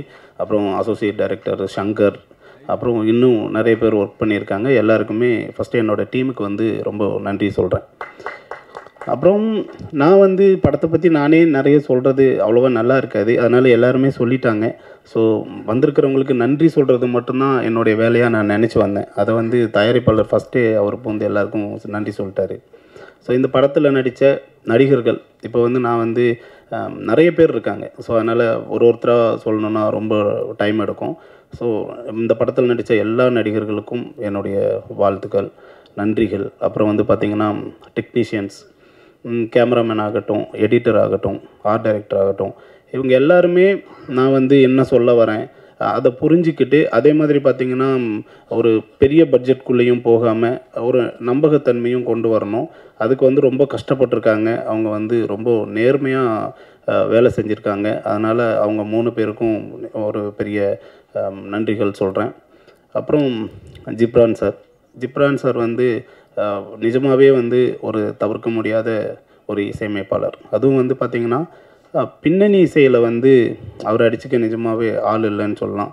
நம்ம ஒரு விஷயத்தை நம்ம வந்து எடுத்திருப்போம், அதை எடிட் பண்ணியிருப்போம், நம்ம ஒரு ஃபீல்டில் வந்து அதை உள்வாங்கியிருப்போம். ஆனால் அவர்கிட்ட போயிட்டு அது வெளியே வரும்போது பார்த்திங்கன்னா அதுக்கு வந்து வேறு ஒரு பரிணாமம் இருக்கும். ஸோ அந்தளவுக்கு நம்மளே எதிர்பார்த்துருக்க மாட்டோம். அந்த ஃபீலை வந்து அவ்வளோ மிக சரியாக கொடுத்துருப்பாரு. அதனால் அவர் கூட நான் கண்டிப்பாக அடுத்தடுத்த படங்கள் பண்ணுவேன். ஏன்னா எனக்கு அவர் கொடுத்த அந்த சப்போர்ட் வந்து ரொம்ப ஜாஸ்தி இந்த படத்தில். Thank you sir. அப்புறம் பார்த்திங்கன்னா லிஜோமோல், இப்போது சசிகுமார் சாருக்கும் அவங்களுக்கும் ஒரு பெரிய ஒற்றுமை இருக்குது. என்னென்னா ஒருத்தர் நல்லவராக காட்டணும் அப்படின்னா வந்து அவருக்கு ஒரு இது நான் சொல்ல நிறைய பேர் கமெண்ட்ஸாக சொல்கிறது தான், அவங்களுக்கு ஒரு 4-5 சீன் வைக்கணும். ஆனால் சசிகுமார் சாரை காமிச்சா அவரை ஃபஸ்ட்டே அவர் நல்லவர் அப்படின்றதுக்கு அவருக்கு எந்த ஒரு சீனும் வைக்க தேவையில்லை. அதுதான் அதே மாதிரி தான் லிஜோமோல். அதாவது ஒரு பாவப்பட்டவங்க, ஒரு ஏழையானவங்க, ஒரு அனுதாபமானவங்க, அப்படின்னா நீங்கள் வேறு எந்த ஆர்டிஸ்ட்டை போட்டாலும் அவங்களுக்கு ஆரம்பத்தில் ஒரு கதை சொல்லணும், அவங்களுக்கு நம்ம நிறைய டீட்டெயில் பண்ணணும். ஆனால் லிஜோமோவில் அப்படி இல்லை. அவங்க வந்தால் போதும், ஓ இவங்க இந்த மாதிரியான ஒரு கேரக்டர் தான் அப்படின்றது ஈஸியாக நமக்கு கனெக்ட் ஆகிடும். இந்த படத்தில் நிஜமாகவே வந்து அவங்க வந்து ஒரு இலங்கை தமிழராக நடிச்சிருக்காங்க. ஸோ மற்ற நடிகர்களுக்கும் அவங்களுக்கும் இதில் ஒரு சின்ன வித்தியாசம் இருக்குது. என்னென்னா எல்லாருமே டயலாக் பேசும்போது தமிழில் பேசி அதுக்கப்புறம் டப்பிங்கில் வந்து ஸ்ரீலங்கன் தமிழில் பேசினாங்க. பட் அவங்க மட்டும்தான் ஸ்பாட்லேயே வந்து அந்த அந்த பாட்டி அவங்க கூட உட்காந்து ஒர்க் பண்ணி அவங்க தான் அப்படியே ஃபுல்லாகவே ஸ்பாட்டில் பேசும்போதே வந்து ஒரு ஸ்ரீலங்கன் தமிழ்லேயே பேசுவாங்க. ஸோ அது வந்து டப்பிங் ஆர்டிஸ்ட்டுக்கு வந்து பெரிய சப்போர்ட்டாக இருந்தது. அப்புறம் வந்து பார்த்திங்கன்னா செல்வமணி சார், அவர் வந்து என்னுடைய முதல் படத்துக்கு வந்தார், அதுக்கப்புறம் இப்போ தான் வந்திருக்காரு. ரொம்ப நன்றி சார். ஒரு இயக்குனரோட ஃபீலிங்கை புரிஞ்சுக்கிட்டு நம்ம ஏன் கோபமாக இருக்கோம், நம்மளை சுற்றி இருக்கிறவங்க நான் என்ன மனசுக்குள்ளே நினச்சிருக்கணும் அதை அப்படியே நீங்கள் சொல்கிறீங்க சார், அதுக்கு ஒரு பெரிய நன்றி. ஏன்னா எல்லாருமே நம்மளை அப்படி தப்பாக நினைப்பாங்க. ஏன்னா அந்த டைமில் அப்படி இருக்கக்கூடிய ஒரு சூழ்நிலை இருக்கும். ஏன்னா நம்ம ஒரு படம் எடுக்கிறோம், அது ஒரு காமெடியான ஒரு படமும் இல்லை, ஒரு உண்மைக்கு நிகரான ஒரு கதை எடுக்கிறோம். அப்படின்னும் போது அந்த விஷயம் நல்லா வரணுன்றதுக்காக சில பல கோபங்கள் இருக்க தான் செய்யும். ஆண்டனி அந்த மாதிரி ஏதாவது இருந்தால் சாரி. அப்புறம் இந்த படத்துடைய தயாரிப்பாளர் பாண்டியன், அதாவது ஒரு முதல் படம் பண்ணுறதுக்கு வராரு. அப்போ அவர் நினச்சிருந்தா வந்து எது மாதிரியான கதைகளை வேணால் எடுத்துருக்கலாம். ஏன்னா அவர் வந்து கிட்டத்தட்ட 15 வருஷம் சினிமாவில் ஈபியாக இருக்கார். ஸோ அவருக்கு தெரியாத டைரக்டர்ஸ் இல்லை, அவர் பார்க்காத ஆளுங்க இல்லை. ஆனால் வந்து நான் ஒரு கதை சொல்கிறேன், அது வந்து ஒரு உண்மைக்கு நெருக்கமான ஒரு கதை. இந்த கதையை எடுக்கும்போது ஒரு தயாரிப்பாளராக எடுக்கிறதுக்கு எனக்கு ஈஸியாக இருக்கும். மேபி எனக்கு இதில் நல்ல பேர் வரலாம், ஒரு நல்ல ஒரு ஃபீல் குட்டான படம் அப்படின்னு சொல்லி ஒரு டைரக்டருக்கு நல்ல பேர் வரும், நடிச்சிருக்கிறவங்க எல்லாருக்குமே வந்து நல்ல நேம் வரும். ஆனால் ஒரு ப்ரொடியூசருக்கு பணம் வருமா அப்படின்ற ஒரு கேள்வி வந்து இங்கே இன்னும் இருக்குது. ஏன்னா இங்கே நம்ம இன்னுமே வந்து படம்னா கமர்ஷியலாக இருக்கணும் அப்படி தான் நினச்சி நிறைய பேர் உள்ளே வருவாங்க. ஆனால் வந்து நம்ம இப்போது ஒரு உண்மைக்கு நெருக்கமான ஒரு கதையை சொல்லும் போது அதை அவர் புரிஞ்சுக்கிட்டு, அதாவது மற்றவங்க பேசும்போது சொல்கிறாங்க பாருங்கள், நான் அவருக்கு ஒரு கதை சொன்னேன்னா அந்த கதையை அப்படியே உள்வாங்கி என்னை விட நல்லா சொல்லியிருக்காரு எல்லாருக்கும். எனக்கே இந்த விஷயம் இப்போ தான் தெரியுது. அப்போ அவர் வந்து இந்த கதைக்குள்ளே நல்ல ஒரு ட்ராவல் ஆகியிருக்காரு, ட்ராவல் ஆகி எல்லாருக்கிட்டையுமே சொல்லியிருக்காரு. படம் எடுத்து முடித்து பார்த்ததுக்கப்புறம் வந்து அவர் ரொம்ப ஹாப்பி ஆகிட்டார். ஸோ அவருக்கு வந்து இந்த விஜய் கணபதி பிக்சர்ஸ் வந்து நாங்கள் தான் வந்து ஒரு பிள்ளையார் சொல்லியாக இருக்கோம். இந்த படத்துக்கு அப்புறம் வந்து அவர் வந்து ஒரு மிகப்பெரிய ப்ரொடியூசராக வரணும், மேலும் நிறைய படங்கள் பண்ணணும் அப்படின்றது வந்து என்னுடைய மிகப்பெரிய ஆசை பாண்டியன். அப்புறம் படத்தில் பிஆர்ஓ சதீஷாக இருக்கட்டும், சதீஷ் வந்து நம்ம ஒரு சில விஷயங்களை எடுத்துகிட்டு போகிறதுக்கு ரொம்ப கஷ்டப்பட தேவையில்லை. ஏன்னா அவருக்கு எல்லா விஷயமே வந்து ரொம்ப ஃபாஸ்ட்டாக கொண்டு போவார், நமக்கு நல்ல சப்போர்ட்டிவாக இருக்கார். அதே மாதிரி ராகவன், அப்புறம் டென் மியூசிக் ஜிதேஷ், இவங்க எல்லாருமே இந்த படத்துக்கு வந்து ஒரு பெரிய சப்போர்ட்டாக இருந்தாங்க அப்படின்னு சொல்லலாம். அப்புறம் எல்லாம் முடிஞ்சு கடைசியாக பார்த்திங்கன்னா சசிகுமார் சார், அவரை பற்றி நிறைய சொல்கிறதுக்கு ஒன்றுமே இல்லை, உங்கள் எல்லாருக்குமே தெரியும். அவர் ஒரு யதார்த்தமானவர், ஒரு எல்லாருக்குமே ஒரு ஹெல்ப் பண்ணுற ஒரு ஆள். அவர்கிட்ட யாருக்கும் தெரியாத ஒரு சில விஷயம் என்ன அப்படின்னு நான் சொல்லணும்னு நினைக்கிறேன். அப்படின்னா இப்போது ஒருத்தரோட முன்னாடி என்ன நடந்தது, அவங்க யார் எப்படி அப்படின்றத அவர் பார்க்கவே மாட்டார். ஸோ அவருக்கு தேவை இப்போ ப்ரெசண்ட்டாக அவங்க யார் என்ன. ஏன்னா இதுக்கு முன்னாடி அவர் கூட நான் ஒரு படம் பண்ணேன், அந்த படம் சரியாக போகல, ஆனால் உடனே அடுத்த படம். ஸோ இப்போ வந்து பார்த்திங்கன்னா ஒரு வெற்றி படம் கொடுத்துட்டு அதே கூட்டணி திரும்ப படம் பண்ணும் போதே வந்து நிறைய பேர் அங்கேருந்து எதுக்கு தேவையில்லை அப்படி சினிமாவில் எவ்வளோ சொல்லுவாங்க. ஆனால் நாங்கள் இதுக்கு முன்னாடி பண்ண படம் வந்து அந்த அளவுக்கு போகல. ஸோ அப்போ அவருக்கு எவ்வளோ கமெண்ட்ஸ் போய் சொல்லியிருப்பாங்க, எவ்வளோ பிரச்சனைகள் இருந்திருக்கும். ஆனால் அவர் வந்து இந்த கதையும் என்னையும் ரொம்ப நம்பினார், அதுக்கு ரொம்ப நன்றி சார். ஸோ அவ்வளோதாங்க, இந்த படம் வந்து ஜூலை 10 ரிலீஸ் ஆகுது. ஸோ நீங்கள் எல்லாருமே சப்போர்ட் பண்ணுங்கள். இந்த மாதிரி உண்மையாக நடந்த கதைகள் நிறைய இருக்குது, அது வந்து வெளியில் எடுத்துகிட்டு வரும்போது நமக்கு ஒரு புது எக்ஸ்பீரியன்ஸ் இருக்கும், நம்மளால் தெரிஞ்சுக்க முடியும். ஸோ நம்ம வந்து அதை புரியறதுக்கான வாய்ப்புகள் இருக்கும். ஸோ இந்த படம் நல்லா போகும்போது இன்னும் நிறைய உண்மை கதைகள் வெளியே வரும். ஸோ அதுக்கு நீங்கள் எல்லாருமே சப்போர்ட் பண்ணணும். ரொம்ப நன்றி. படத்தை எப்படி கன்வின்சிங் ஒரு பெர்ஃபார்மராக கண்ணுக்கு தெரியுறீங்க, ரொம்ப ரொம்ப சந்தோஷமாக இருக்குது. இந்த ஒரு வடிவத்தில் மீண்டும் கான்ட்ரடிக்டரியான ஒரு ரோலில் உங்களை பார்க்க போகிறோம் அப்படின்னு சொல்லிட்டு. ஸோ நீங்கள் இந்த படத்தை பற்றி எங்களுக்காக ஷேர் பண்ணணும்னு ஆசைப்படுறோம். So Sasikumar sir, over to you.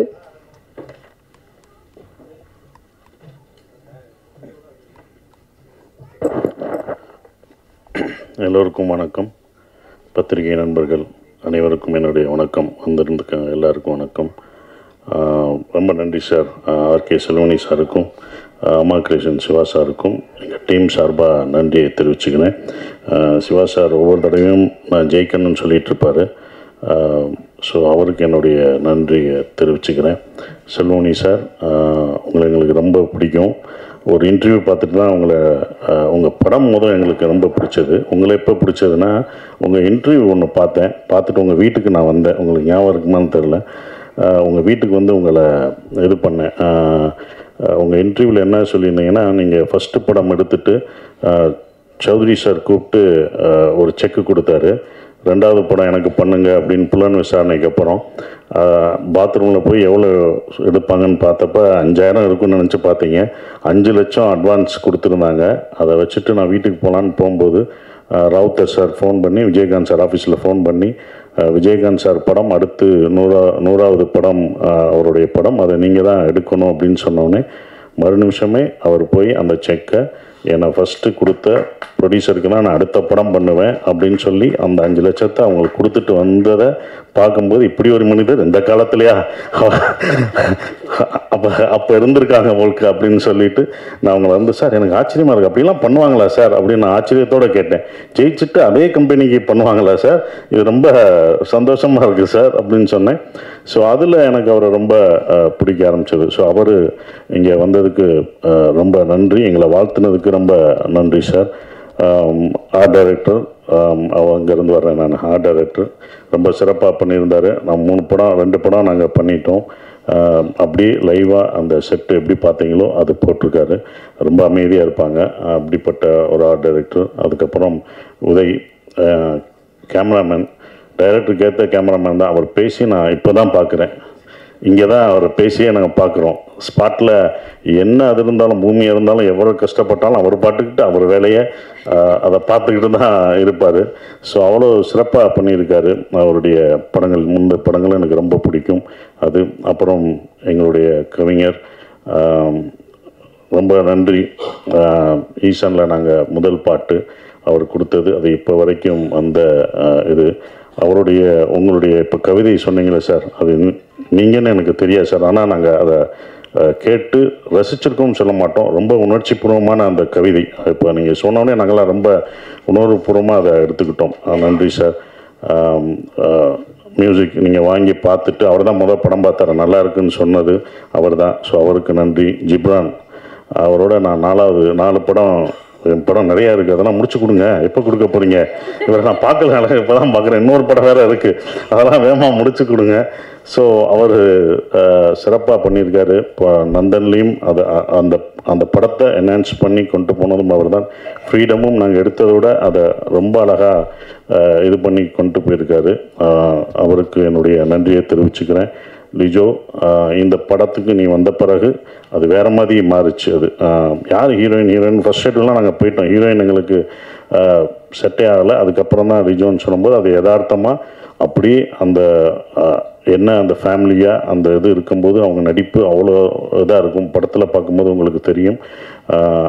அவங்க சேரணும் அப்படின்றது எல்லா ஆடியன்ஸுக்கும், அவங்க 2 பேரும் சேர்ந்துடணும் அப்படின்றது வரணும். அதுக்கு முக்கியம் ஒரு சார் சொன்ன மாதிரி ஒரு பிடிச்ச முகம், எல்லாரோடையும் பாவப்பட்ட ஒரு முகமாக இருக்கணும். அது கரெக்டாக லிஜோவுக்கு செட் ஆச்சு. அது சேர்ந்துடணுன்றது உங்களுக்கு தெரியணும். சேர்ந்தாங்களா சேரலையான்றதானே சார் கதை, அது சொல்லக்கூடாது. அது நீங்கள் தேர்ல பாருங்கள், அது சொன்னாலும் அவர் இது பண்ணுவார். ஸோ அப்புறம் மணிகண்டன், மணி படத்தில் எனக்கு வந்து சாப்பாடெலாம் ஊட்டி விடுவான். ரொம்ப ரொம்ப நன்றி. அவனோட இதை பார்த்து தான் எனக்கு ரொம்ப அந்த கான்ஃபிடென்ட்டோட அவரோட இன்டர்வியூ பேசினது எனக்கு ரொம்ப பிடிச்சிருந்தது. ஸோ அதை நான் அவர்கிட்டே நான் பகிர்ந்திருக்கேன். நாங்கள் 2 பேரும் சேர்ந்து பண்ணது ரொம்ப சந்தோஷம். மணி, அப்புறம் ஆண்டனி சொன்னார், கஷ்டத்தை வந்து சிரிச்சுக்கிட்டே சொல்லிட்டாரு. கஷ்டப்பட்டதெல்லாம் கோவத்தில் சொல்லாமல் சிரிச்சுட்டு அதை ஃபுல்லாக சொல்லிட்டாப்புல. நாங்கள் வேறு பக்கத்தில் நடந்து போனோம்னு சொன்னேன். அந்த ஒரு சீனுக்கு தான் அப்படி நடந்து போனோம். நீ வராத சீன்லாம் நானும் ஐயாவும் போட்டு தண்ணி வர்றதெல்லாம் நீ பார்க்கலையே. அதுக்கு மேலே இன்னும் நிறையா கஷ்டப்பட்டுருக்கோம். மு ராமசாமி ஐயாவும் நாங்களும் அவ்வளோ இது பண்ணுவோம், கஷ்டப்படுறோம். நீங்கள் எப்படி இன்றைக்கி என்ன பண்ண போகிறாங்கன்னு பேசுவீங்கள்ல. நானும் ராமசாமி, மு ராமசாமியை அவர் வந்து ஒரு ஈழத்தை நேசிக்கக்கூடிய ஒருத்தர். அவர் வரல, முனைவர் மு. ராமசாமி அவர் சொல்லுவார், நம்ம எவ்வளோ கஷ்டப்பட்டு போகிறோமே, அவங்க எவ்வளோ கஷ்டப்பட்டுருப்பாங்க, அவங்க தப்பிக்கும்போது இன்னும் என்னென்னலாம் அனுபவிச்சிருப்பாங்க, அப்புறமா இன்னும் கொஞ்சம் போவோம்னு நமக்கு அப்படி தான் நாங்கள் பேசுவோம். இதே இடத்துல சார் நமக்கு இப்போ மூச்சு அடைக்கல, இப்போ எப்படி சார் இருக்கும் அப்படின்னு சொல்லும்போது அது இன்னும் எங்களுக்கு நல்லா பண்ணணும் அப்படின்னு தோணும். அந்த வழியெல்லாம் மறந்துடும் அவர் சொல்லும்போது. அவங்க பட்டதோட அதெல்லாம் ஒரு வழியா, ஏன்னா ஒரு ரியல் இன்சிடென்ட், அவங்க எப்படி தப்பிச்சிருப்பாங்க எப்படி போயிருப்பாங்கன்னு ஒன்று இருக்குது. அதை விட இது வழியாக எங்களுக்கு தெரியலை. அதுதான் இந்த படம் வந்து எப்படி அவங்களே போராடினாங்க, அப்போ நம்ம அதை விட கொஞ்சம் போராடணும்ல, ஃப்ரீடம்னு வச்சுட்டாங்கல்ல, அது கூட இல்லாட்டினா என்ன, எல்லாரோடையும் தான் போராடணும். ஸோ ரொம்ப சிறப்பாக ஆண்டனி 2வது படம் நான் ஏற்கனவே பங்குன்னு எனக்கு அந்த பிரம்மனில் நடிச்சிருந்தாப்புல, ஹீரோவாகவும் நடிச்சிட்ருக்காப்புல. ஸோ சூப்பரான ஒரு விஷயமா இருந்தது. அப்புறம் ப்ரொடியூசர் பாண்டி, மேனேஜராக எனக்கு ரொம்ப இதாக தெரியும். முதல் சிவா சார் தான் பாண்டி வச்சு ஒரு படம் ப்ரொடியூஸ் பண்ணுங்கன்னு சொல்லும்போது அவர்கிட்ட நான் சொல்லுது, வேணாம் பாண்டி, நீ ப்ரொடக்ஷன் மேனேஜராகவே இரு, நீ வாங்கி பழகியாச்சு, இனி ப்ரொடியூசர்னா கொடுக்கணும், அதை ஞாபகம் வச்சுக்கோ, கொடுக்கணும் அதை ஞாபகம் வச்சுக்கோ அப்படின்னு நான் சொன்னேன். இல்லை சார் நான் பண்ணுவேன் சார், எனக்கு கான்ஃபிடென்ட் இருக்குது அப்படின்னு. இல்லை பாண்டி இன்னொரு தடவை நல்லா யோசிச்சுக்கோ பாண்டி, அது பண்ணணுமா அப்படின்னு சொல்லிட்டு வரும்போது அப்புறம் கதை மாறுச்சு. இந்த கதை சார், இந்த கதையும் பண்ணணுமா, இது ரொம்ப இதுப்பா அப்படின்னு. இல்லை சார் நான் பண்ணுவேன் சார் அப்படின்னு சிவா சார் சொன்னார்.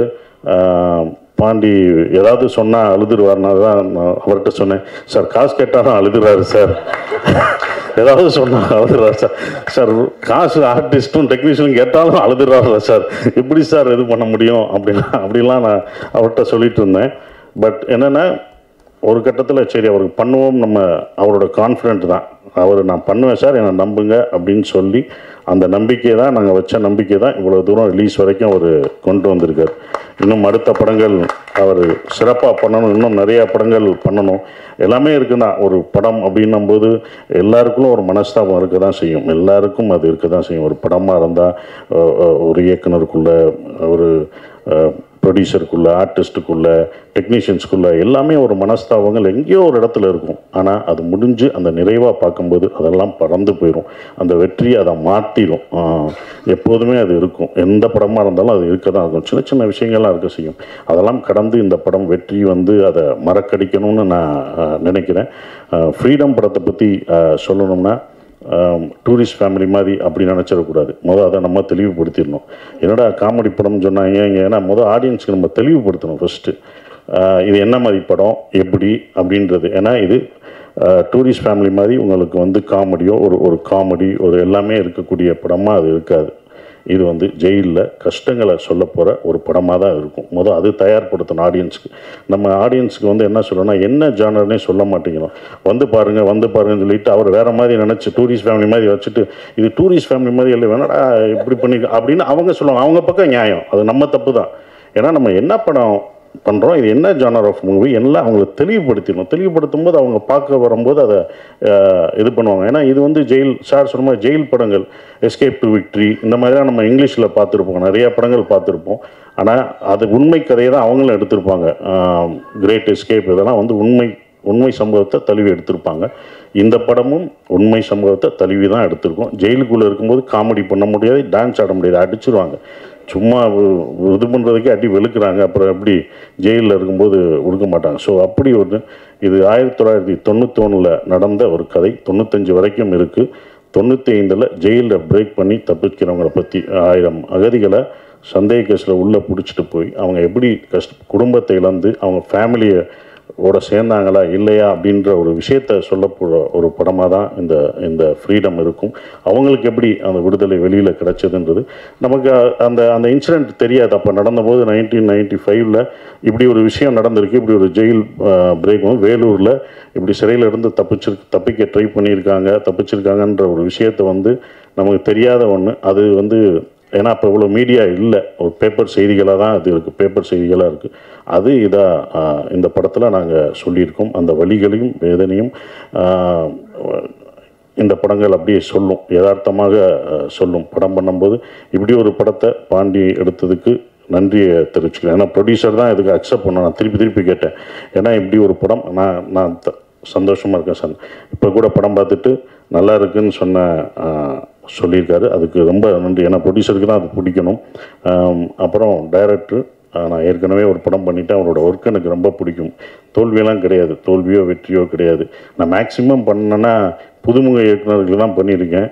மேக்ஸிமம் இல்லை, எல்லாரையும் அதிகமாக நான் பண்ணது 11-12 புதுமுக இயக்குநர்கள் படத்தில் நடிச்சிருக்கேன், ப்ரொடியூஸ் பண்ணியிருக்கேன். அதுக்கப்புறம் தோல்வி இயக்குநர்களுக்கு தான் நான் பண்ணியிருக்கேன். வெற்றி அடைஞ்ச இயக்குனர் ஒன்று தான், அது நாடோடிகள் முடிஞ்சு போராளி சமுத்திரகனிக்கு மட்டும்தான் பண்ணியிருக்கேன். அதுக்கப்புறம் நான் பண்ணதே இல்லை. அது நமக்கு சில விஷயங்கள் இப்படி தான் பண்ணணும்னு வரும், நம்மளை தேடி அப்படி தான் வரும். அந்த மாதிரி தான் இருந்தது. ஏன்னா வெற்றி தோல்வியெல்லாம் பார்க்கக்கூடாது, அடுத்த அந்த ஸ்கிரிப்ட் என்னவா இருக்குது எப்படி இருக்குன்னு தான் பார்க்கணும். அப்படி தான் இந்த படத்தை நான் பார்த்தேன். சிவா சார் கொஞ்சம் சீரியஸாக தான் இருப்பார். ஏன்னா அவ்வளோ ஸ்ட்ரெஸ்ஸு அதனால தான் இருக்கும், சிரிக்க மாட்டார். படத்துலேயும் எங்களை சிரிக்கவே விடலை. இந்த இடத்துல லைட்டாக அவருக்கு தெரியாமல் நான் சிரித்தேன். அது சார் என்ன ஃபோட்டோவுக்கு சிரிக்கிறீங்க அப்படின்னா, சார் ஃபோட்டோவுக்குன்னா நாளைக்கு அவருக்கு ப்ரொடியூசருக்கு தேவைப்படுமே அப்படின்னு நினச்சி உங்களுக்காக தான் நான் அதெல்லாம் விட்டு வச்சுருக்கேன்.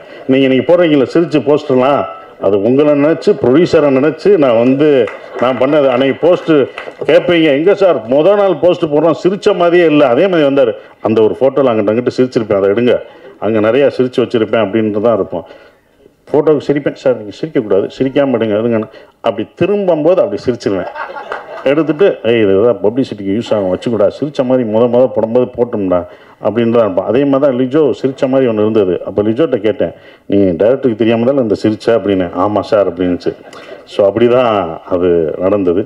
ஸோ அவரோட அந்த கன்சீவ் பண்ண ஒரு விஷயம் இப்படி தான் இருக்கணும், இப்படி தான் வேதனைகள் இருக்கும், இப்படி தான் இருக்குன்றது அழகாக அந்த சிறைச்சாலையில் எப்படி இருந்து எப்படி இது பண்ணாங்களோ அது நிஜமாகவே நாங்கள் ஒவ்வொரு அடியும் நிஜமாகவே விழுந்தது. கையெல்லாம் உடஞ்சது, ஒருத்தன் அடிக்க தெரியாமல் அடித்து என் கையெல்லாம் உடைச்சாங்க. அதெல்லாம் கத்துறேன், ஐயோன்னு கத்துறேன். சூப்பராக நடிக்கிறாரு, சூப்பராக நடிக்கிறார், ஐயோ போட்டான் அதே கையில். நான் சொன்னேன், இந்த கை எனக்கு ஏற்கனவே அடிபட்டுருக்கு, நான் இதாக இருக்குது, இங்கே அடிக்காத, எங்கே வேணாம் அடின்னு தலையில் தொங்க விட்டாங்க. அடிக்கும்போதே நான் கத்துறேன், ஆன்னு கத்துறேன். யாரும் ஒருத்தரும் வரவே இல்லை. என்ன சார் பயங்கரமாக அடிக்கிறார், தந்துரமாக நினைக்கிறேன், கட்டுவேன் டே அப்படின்ட்டு நிஜமாக விழுந்துச்சுன்னு. அப்புறம் தான் எல்லாம் இது பண்ணாங்க. ஏன்னா ஃபைட்டர் அடிக்கும்போது கரெக்டாக அடித்தார், அவர் நடித்த ஒருத்தர் அவர் தவறாக இது பண்ணார். ஸோ அதெல்லாம் மீறி தான் வந்திருக்கோம் நாங்கள். அது சிறப்பாக இருக்கிறது. ரொம்ப நன்றி. இந்த படத்தை நாங்கள் ரொம்ப சொல்லக்கூடாது, இது இப்படி இருக்கும் அப்படின்னு. நீங்கள் படம் பார்த்துட்டு நீங்கள் அதை விமர்சனம் பண்ணி எப்படி வந்திருக்குன்ற ஒரு விஷயத்தை சொல்லுங்கள். ஏன்னா ட்ரூ ஈவெண்ட்ஸ் அப்படி தான் இருக்கும், அப்படி தான் பண்ண முடியும் அப்படின்ற ஒரு விஷயம் இருக்கும். அதனால தான் அதை சிரிக்கக்கூடாதுன்னா சொன்னார். அப்புறம் இதில் நான் மறுபடியும் ஸ்ரீலங்கன் பாஷை பேசியிருக்கேன். என்ன அடுத்தடுத்து பண்ணுறீங்க, என்ன அடுத்தடுத்து ஈழத்தமிழில் பேசுகிறீங்க அப்படின்லாம் கேட்டாங்க. அதுவும் தமிழ் தானே, அது என்னோடய தமிழ் தானே, அதை நான் பேசுகிறதுல என்ன. 4 படம் 5 படம் வந்தாலும் அதே இதில் தான் நான் 10 படம் பண்ணாலும் அது பண்ணுவேன். அது தமிழ் படம் தான், தமிழ் தான் நான் பேசுகிறேன் அப்படின்ற ஒரு விஷயம். அந்த தமிழ் இதுதான் முன்னாடி பண்ணோம், டூரிஸ்ட் ஃபேமிலிக்கு முன்னாடி பண்ண படம் தான் ஃப்ரீடம். அது பல தாமதங்களாகி அது வெற்றிகரமாக இவ்வளோ தூரம் கொண்டு வந்திருக்கதே ஒரு வெற்றி தான், தேட்டருக்கு கொண்டு வந்தது. அது எனக்கு ஸ்ரீலங்கன் பாஷை இங்கே பேசினது தான் நான் டூரிஸ்ட் ஃபேமிலிக்கு நிறையா யூஸ்ஃபுல்லாச்சு. அந்த அம்மா தான் நான் நிறையா பேட்டியில் சொன்னேன், என்றைக்கும் கற்றுக் கொடுத்த ஆசிரியரை மறக்கக்கூடாது. அந்த அம்மாவை நான் என்றைக்கும் மறக்க மாட்டேன்.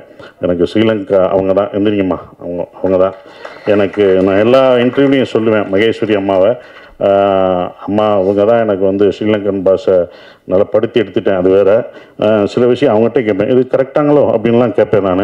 இல்லை நீங்கள் ரொம்ப எழுத்தெல்லாம் பேச வேணாம், அப்படிலாம் பேச மாட்டாங்க அப்படின்றத, நார்மலாக அப்படிலாம் பேச மாட்டேன், இப்படி தான் பேசுவாங்க அப்படின்னு சொல்லுவாங்க. ஸோ அவங்களுக்கு வாங்கம்மா, நீங்கள் வாங்கம்மா, வாங்க, உங்களை பார்க்கட்டும், வாங்க. யாரோ ஒரு அம்மாண்டுக்கிட்டு இருக்கேன், அந்த அம்மா யாருன்ட்டு நானும் 2 படத்துக்கு கதறிக்கிட்டு இருக்கேன். வாங்க என்னோடய சீட்டில் உட்காருங்க. ஸோ அவங்க தான் இந்த படத்துலேயும் நடிச்சிருக்காங்க. அவங்க டீச்சர், நன்றிம்மா. இவங்க எனக்கு குரு, கற்றுக் கொடுத்த அவங்க தான். அவங்க அப்படியே எங்களுக்கு சொல்லிக் கொடுத்தாங்க டீச்சர். அவங்க நிறையா நாங்கள் இது பண்ணியிருக்கோம். நன்றிம்மா, எங்களுக்கு 2 படத்துக்கும் சொல்லிக் கொடுத்ததுக்கு. நீ அடுத்தடுத்த படங்களும் வருவேன். அவங்களுக்கு கொஞ்சம் பிஸி ஆக்கிட்டேன் நான். என்னென்னா இப்போ ஸ்ரீலங்கன் இந்த ஈழத்தமிழ் பேசும்போது படங்கள்லாம் வெற்றி அடையுது. ஏன்னா சுலபமாக ஈழத்தமிழ் பேசுகிற படங்கள் அவ்வளோவா வெளிவரதே கஷ்டம். அதுவும் வெற்றி அடைகிறது ரொம்ப கஷ்டம். அதை பார்ப்பாங்களா அப்படின்ற ஒரு டவுட்லாம் இருந்தது. இந்த படங்கள் யாரும் பார்க்க மாட்டாங்கன்றது. ஆனால் உலகத் தமிழர்கள் எல்லாமே அதை பார்ப்பாங்கன்ற நம்பிக்கை இருந்தது.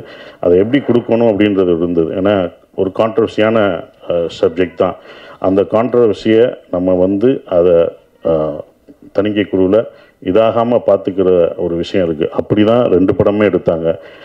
இது ஏதாவது கான்ட்ரவர்சியானாங்க, நான் நடிக்கிறதுனால கண்டிப்பாக கான்ட்ரவர்சியாக இருக்காது அப்படின்றத நான் உத்தரவாதம் கொடுத்துட்டேன். அப்படிலாம் எதுவுமே வராது.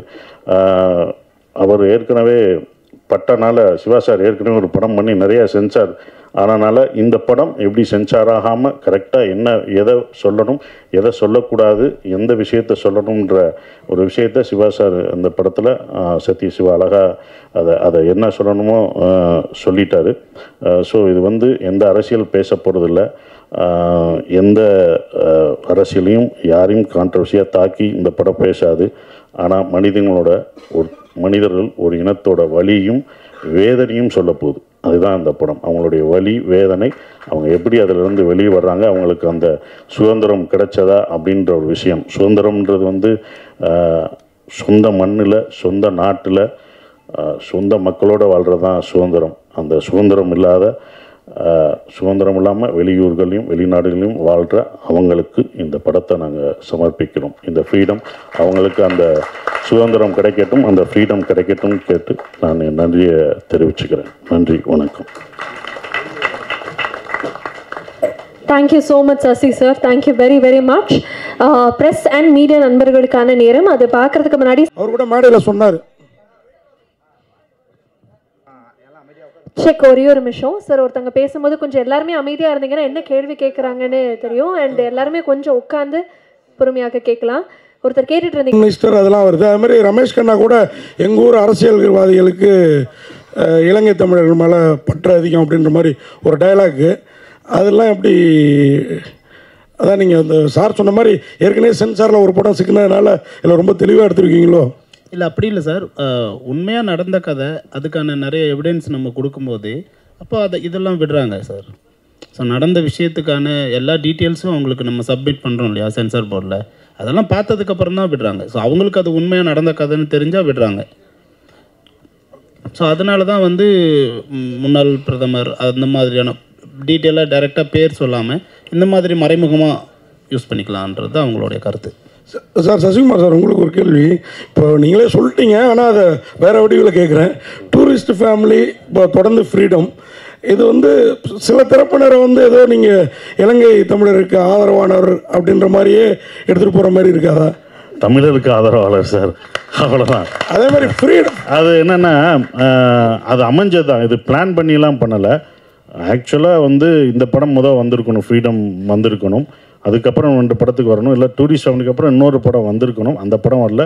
இது ரெடியாக இருந்த உடனே அவர் அதை ரிலீஸ் பண்ணிட்டாங்க. நான் ஒரு ப்ரொடியூசர்கிட்ட இந்த டைம் ரிலீஸ் பண்ணக்கூடாது, அதுக்கு அடுத்து பண்ணுங்கன்னு சொல்ல முடியாது. ஏன்னா அவங்க இவ்வளோ நாள் வெயிட் பண்ணியிருக்காங்க, இதை கஷ்டப்பட்டு அதை எடுத்துகிட்டு வந்திருக்காரு. ஸோ அவங்களோட முடிவை அதை விட்டுட்டேன். அப்படி தான். சுதந்திரம் டைட்டில் வச்சிருக்கலாமே, டூரிஸ்ட் ஃபேமிலி ஃப்ரீடம் சொல்லிட்டு டைட்டில் வச்சுட்டு தமிழருக்கான படங்கிறீங்களே.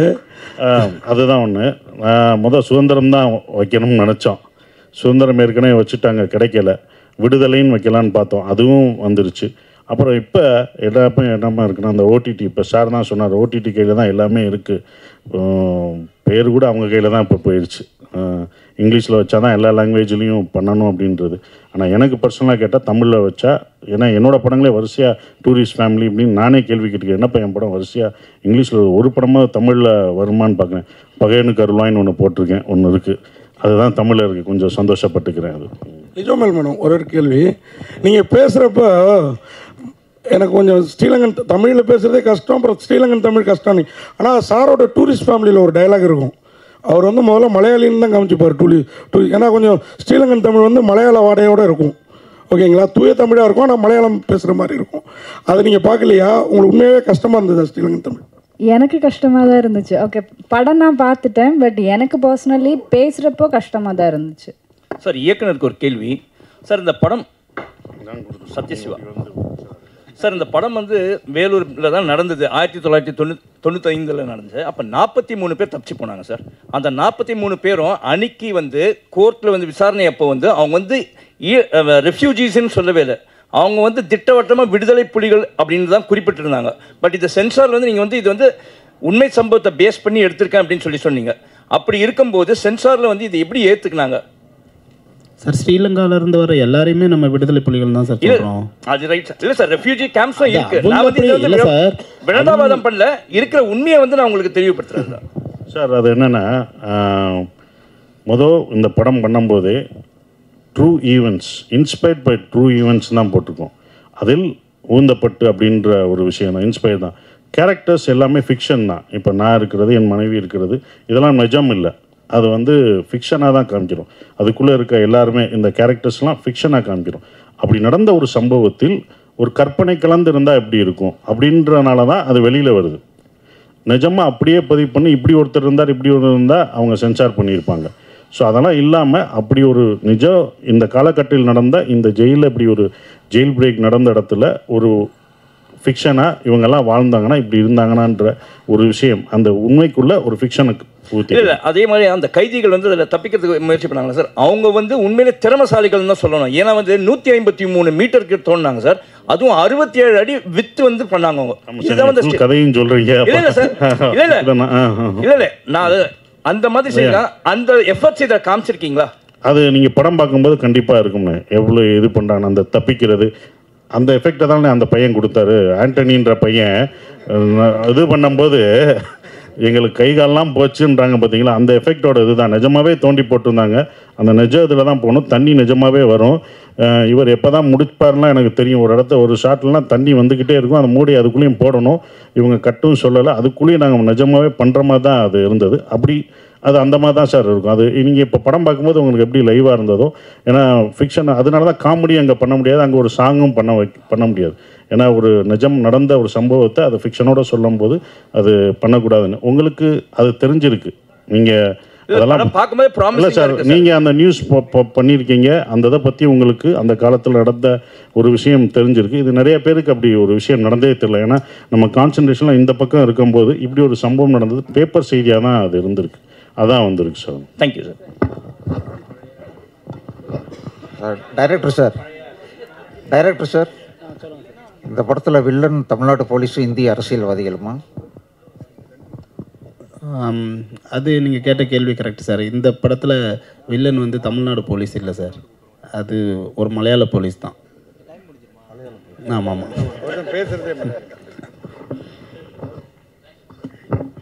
சார்.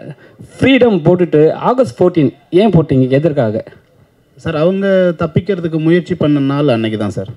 அன்னைக்கு முயற்சி பண்ணாங்க, நம்மளுக்கு எப்போ கிடச்சிது? என்ன சார் இது கூட உங்களுக்கு தெரியாது சார்? இப்போ என்னன்னா நாங்கள் எப்படி எடுத்துப்போம் அதை சார்? ஃப்ரீடம் சார், இந்த கதையில் அவர் ஃப்ரீடம் ஆகஸ்ட் 14 போட்டது, நமக்கெல்லாம் ஆகஸ்ட் 15 தான். அவங்க தப்பிச்சாங்க பாருங்க, அது ஆகஸ்ட் 14. அவங்களுக்கு ஃப்ரீடம் ஆகஸ்ட் 14. அதான் சார். இப்போ அதே மாதிரி சீனில் ஒன்று காட்டியிருப்பீங்க, இப்போ இருக்கிற ஆட்சி முறையை வந்து அவங்க வந்து லாஸ்ட் டைம் வந்து பண்ணும்போது ஒரு பெரிய இஷ்யூ ஆக்குனாங்க, சரிங்களா? அதை இப்போ சொல்ல வேணாம். ஆனால் வந்து அந்த கொடியை காட்டியிருக்கீங்க, அந்த போராட்ட கொடியில் வந்து டிஎம்கே கொடி இருக்குது. இப்போ ஏதாவது பிரச்சனை பண்ணாங்கன்னா என்ன பண்ணுவீங்க? இல்லை சார், இது கொடியே இல்லை சார், அது சென்சாரில் அதெல்லாம் எதுவுமே காமிக்கல சார், அதில் கிடையாது சார். இல்லை சார், அந்த போராட்டம் ஒரு சீன் காட்டுவீங்க, அதில் இருந்து பிளாக் அண்ட் ரெட் இல்லை, அது போட்டால் அது சென்சார், அது இதில் தான் இருந்திருக்கும். மேபி இந்த யூடியூப்பில் உங்களுக்கு காமிச்ச வெர்ஷனில் தான் இருந்திருக்கும். அது வந்து எதுலேயுமே வரல, படத்துலையோ யூடியூப் சேனல்லையோ வரல. உங்களுக்கு ரெண்டு காமிச்சாங்க பார்த்தீங்களா? ஒன்று இவங்க இப்போ உங்களுக்காக காமிக்கப்பட்டது ஸ்பெஷல், இன்னொன்று வந்து யூடியூப்லேயும் தேட்டர்லேயும் வரப்போகிற ட்ரெய்லர் வராது சார். சசி சார், இந்த டூரிஸ்ட் ஃபேமிலி படம் 90 கோடிக்கு மேலே வந்திருக்கு, கிட்டத்தட்ட 100 கோடி வந்திருக்கு. ரொம்ப சந்தோஷமாக இருக்கீங்க. அந்த தாக்கம் பாதிப்புலாம் அடுத்தடுத்த படங்களில் உங்களோட தனிப்பட்ட இதில் ஏதாவது பிரதிபலிக்கா எப்படி இருக்குது? தனிப்பட்ட பிஸ்னஸில், சம்பளத்தில், அடுத்தடுத்த விஷயங்களில்? அதான் அன்றைக்கே நீங்கள் கேட்டதுக்கு பதில் சொல்லிட்டேன்ல, உங்களுக்கு தான் அந்த பதிலே அன்றைக்கி சொன்னேன். நீங்கள் கேட்டதுக்கு தான் அன்றைக்கி பதில் சொன்னேன். அதை நான் உங்கள்கிட்ட சொல்லிட்டு போயிட்டேன். பாதி பேர் பாராட்டுறாங்க, மீதி பேர் நீ என்ன காந்தியா, உனக்கு தேவையா, கடைக்காரங்களாம் கேட்குறான், நீ எதுக்கு விட்டு கொடுக்குற, எவ்வளோக்குள்ளே பாராட்டுறான்னு அந்த பக்கம் திட்டம் விழுகுது. இது உனக்கு தேவையா, நீ வாட்டுக்கு வேகமாக சொல்லிட்டு வந்துட்ட. வெளியில் போனதுலேருந்து எனக்கு அதுதான், இது யாரும் பெரிய நீ இது வரா அப்படின்னு சொல்லி அந்த மாதிரியும் வருது. அது இன்னொன்று புரிஞ்சுக்கணும், நிறைய பேர் அந்த படம் வெற்றி அடைஞ்சனால, டூரிஸ்ட் ஃபேமிலினால நான் நிறைய இதாகிட்டேன்ட்டு அப்புறம் என்ன அதாவது அப்போ இன்ட்ரெஸ்ட்லாம் போடாமல் இருப்பாங்கல்ல, விட்டு கொடுத்து அவங்கெல்லாம் கொடுத்துருப்பேன்ல, அப்புறம் இன்ட்ரெஸ்ட் கொடுக்கலாம்ல, டூரிஸ்ட் ஃபேமிலி அவ்வளோ போதேன்னு படத்தில் இருக்கவங்களே கேட்குறேன். சொன்னேன் அது ப்ரொடியூசருக்கு போங்க, எனக்கு கரெக்டாக வந்த சம்பளம் வந்தால் போதும் அப்படின்னு தான் இருந்தேன். அது ப்ரொடியூசருக்கு தான், நமக்கு இல்லை. $1 மில்லியன் அவங்களுக்கு தான் அந்த டாலர்லாம் போயிடுச்சு. டைரக்டர் நீ எப்போ வந்த? அப்படியா? இங்கே தான் இருக்கேன், அவனை பார்க்கவே இல்லையா? இல்லை, இந்த இலங்கை தமிழர் அது சம்மந்தமாக எடுத்தாவே இங்கே இருக்க முக்கிய ஒரு அரசியல்வாதியை மேடைக்கு வர வச்சுருவாங்க. நீங்கள் நடந்த சம்பவத்தை எடுத்திருக்கீங்க, அவருக்கு கண்டிப்பாக போயிருக்கும். நீங்கள் அவர்கிட்ட பேசுனீங்களா அந்த அரசியல்வாதிக்கிட்ட? ஏன்னா அவர் தான் மிக முக்கியமாக வந்து எப்போ பார்த்தாலும் மேடையில் பேசுவார். இல்லை சார், நாங்கள் இந்த படத்தில் வந்து அப்படி அரசியல் சம்மந்தமாக யாருக்கிட்டையுமே பேசலை. ஆனால் உண்மையாக பாதிக்கப்பட்டவங்கக்கிட்ட நிறைய பேசியிருக்கோம், அவங்களோட இன்புட்ஸ் நிறைய எடுத்திருக்கோம். அதனால் அவருமே வந்து அவங்களோட ஃபீலிங்ஸ் தானே பேசுகிறாரு. ஸோ அவர்கிட்ட போய் பேசுகிறதுக்கு பாதிக்கப்பட்டவங்ககிட்டே பேசிடலாம்ல, அதுதான். எக்ஸ் பிரைம் மினிஸ்டர் அவர் சொன்ன மாதிரி வருது இல்லை, அது கரண்ட் பிரைம் மினிஸ்டர் தான் அப்போ அவர் இருக்கும்போது இல்லை அவர் எக்ஸ் பிரைம் மினிஸ்டர் தான். ஸோ அதை இதுலேயே போட்டிருக்கீங்க. ஸோ அதுவே பெரிய ஒரு அந்த வார்த்தையே பெரிய அழுத்தமான வார்த்தை இல்லை, இது சென்சார் போகும்போது. ஸோ அதை எப்படி இது பண்ணி ஹேண்டில் பண்ணுவீங்க? இல்லை சார், அதான் கதையாகவே ஒரு உண்மையான நடந்த கதை தானே, உண்மைக்கு நெருக்கமான கதைன்னும் போது அவங்க அதை அலோவ் பண்ணுறாங்க சார். ஆல்ரெடி சென்சார் ஆகிடுச்சு, யூஏ சென்சார் ஆகிடுச்சு. ஆமாம் சசிண்ணா ஒரு அண்ணா, நிறைய பேர் இப்போ சொல்கிறாங்க சசி வந்து பெரிய பெரிய படம் பண்ணுறாரு, ஆனால் சம்பளம் வந்து அதே சம்பளம் தான் வாங்குறாருன்னு சொல்லிட்டு பரவாயில்ல ஒரு பேச்சு இருக்குது. உங்கள் வார்த்தையில் கரெக்டாக சொல்லுங்கள் என்ன நடக்குதுன்னு.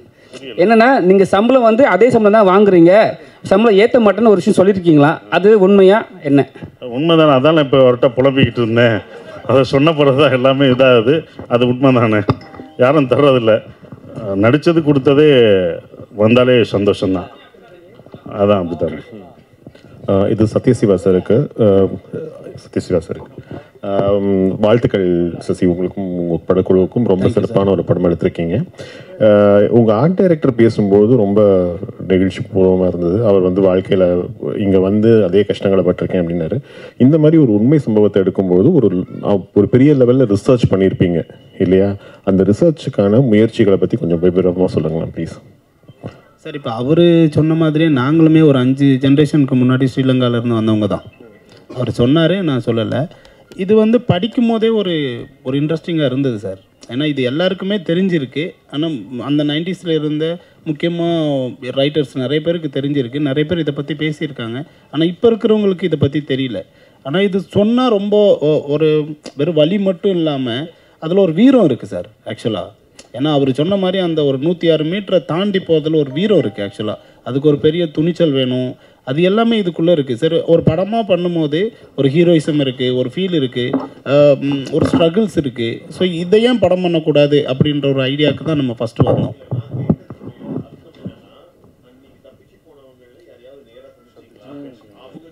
இல்லை சார், அவங்க டைரெக்டாக சந்தித்து போனவங்கக்கிட்ட நம்ம பேசலை. ஆனால் சந்தித்து போனவங்களோட உறவுகள் இருக்காங்கல்ல, அவங்கக்கிட்ட பேசணும். ஸோ அவங்க வந்து நிறைய விஷயங்கள் ஷேர் பண்ணிக்கிட்டாங்க. ஏன்னா அதில் தப்பிச்சு போனவங்க வந்து ஒரு 23 பேர் எங்கே போனாங்கன்னு தெரியல. அதில் பேலன்ஸ் இருக்கிறவங்க மட்டும்தான் அரெஸ்ட் ஆனாங்க. அரெஸ்ட் ஆனவங்க கூட அதுக்கப்புறம் வந்து அவங்க மேலே தப்பு இல்லை, வெறும் தப்பிக்க பார்த்தது மட்டும்தான் அவங்களோட எண்ணம் அப்படின்னு சொல்லி கவர்மெண்ட் அவங்கள ரிலீஸ் பண்ணிடுச்சு. ஸோ அதனால் அவங்க எங்கே இருக்காங்க அவங்களோட டீட்டெயில்ஸ் கிடைக்கல. நாங்கள் ஒரு 10 முகாமுக்கு போனோம். அந்த 10 முகாமில் பேசும்போதும் அதுக்கு கனெக்ட் ஆனவங்க இருந்தாங்க.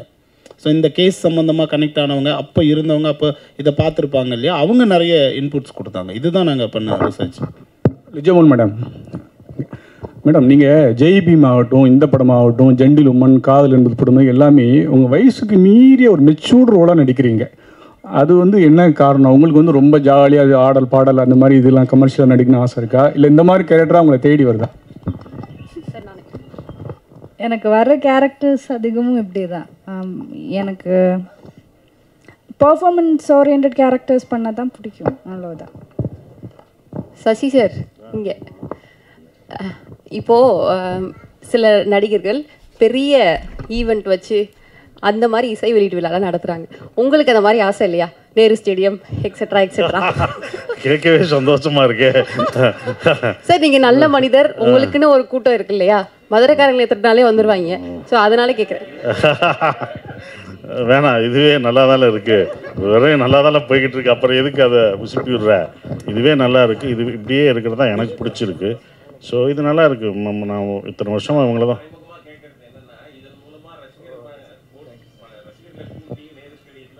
ரசிகர் மன்றம் இல்லை, அப்படி எனக்கு ஆக்சுவலாகவே எனக்கு அது எனக்கு பர்சனலாக அது பிடிக்கல. ஏன்னா இவங்க ஏற்கனவே ஒரு படம் அப்படி தான் வந்து காலேஜில் போய் காலேஜ் ஸ்டூடெண்ட்டை வர வச்சு அதை பண்ணணும் அப்படின்னு சொல்லும்போது அது வேணாம், அது ஒரு இன்ஸ்டிடியூஷனு, அங்கே போய் நம்மளுடைய படங்களை போய் ப்ரொமோட் பண்ண வேணாம் அப்படின்னு நான் பர்சனலாக நினச்சேன். அதனால தான் நான் நந்தன்லையும் பள்ளியும் டூரிஸ்ட் ஃபேமிலியும் 2 ப்ரொடியூசர்கிட்ட தப்பிச்சிட்டேன். இவர் கேட்கல, அதனால் இன்னும் தப்பிச்சிட்டேன். அதுக்கப்புறம் பண்ணுவேன்னா பண்ணுவோம், அது ப்ரொடியூசரோட ஃபோர்ஸ்னால தான் அப்படி பண்ணுவேன். ஆனால் எனக்கு பர்சனலாகவே என்னுடைய படங்களை ஒரு காலேஜுக்கு போய் அது இன்ஸ்டிடியூஷன் படிக்க வந்திருக்காங்க, அங்கே போய் நான் விளம்பரப்படுத்தி என் படத்தை பாருங்கள், அந்த கூட்டத்தை நான் மிஸ்யூஸ் பண்ண விரும்பலை. அவங்களோட படிப்பையும் அவங்க ஏன்னா அவங்க அதுக்கு தான் வந்திருக்காங்க, அதை நான் மிஸ்யூஸ் பண்ணக்கூடாதுன்னு நான் அதிலிருந்து பண்ணுறதில்ல, அதை தான் நான் விலகியிருக்கேன். சார் ஜிப்ரான் சார் மேடையில் பேசுகிறப்ப ஆர்கே சுலமணி சார்னு நினைக்கிறேன், ஏழைகளின் இளையராஜா அப்படின்னாரு. நீங்கள் அதை எப்படி எடுத்துப்பீங்க? ஏன்னா இளையராஜானா 2 கருத்து இருக்குது, மியூசிக்லேயும் ஒரு சிறப்பு, எல்லாத்துலேயுமே சிறப்பு. நீங்கள் மியூசிக்கில் இன்னும் சிறப்பாக இருப்பீங்களா, இல்லை அவரை மாதிரி ஆக்டிவிட்டீஸ்லையும் இறங்கிடுவீங்களா?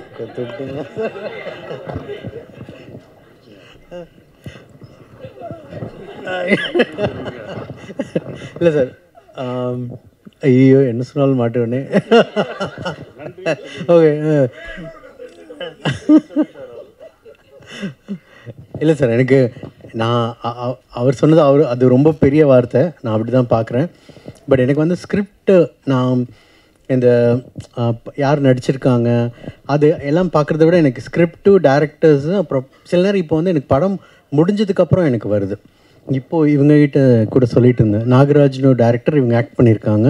ஸோ லாஸ்ட் வீக் அந்த படம் பார்த்தேன், எனக்கு ரொம்ப பிடிச்சிருந்துச்சி. ஸோ பிடிச்ச உடனே ஓகே இந்த படத்தில் நம்ம இருக்கணும், இந்த படம் நம்ம இப்படிலாம் பண்ணலாம் அப்படின்னு எனக்கு தோணி தான் நான் உள்ளே வரேன். ஸோ அந்தளவு தான் என்னோடய சினிமா மேலே இருக்க லவ் மட்டும்தான் நான் அந்த படத்து கூட கமிட் ஆகிறதுக்கு, வேறு எந்த ரீசனும் இல்லை.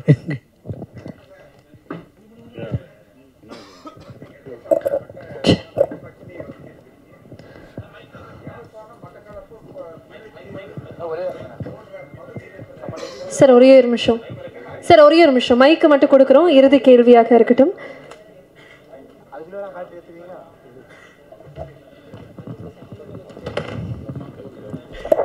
இப்போ சொல்லுங்க சார்.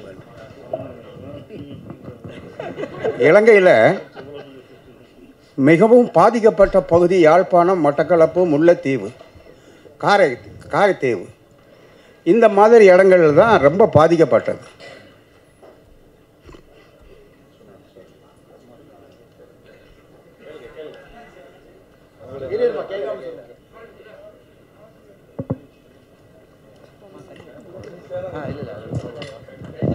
அண்ணே சொல்லுங்கண்ணே, பரவாயில்ல சொல்லுங்கள், நீங்கள் மனசில் இருக்க சொல்லுங்கள், கேளுங்கண்ணே, ஒன்றும் இல்லை, சாரிண்ணே, அதான் சாரிண்ணே சொல்லுங்கண்ணே, கேளுங்கண்ணே.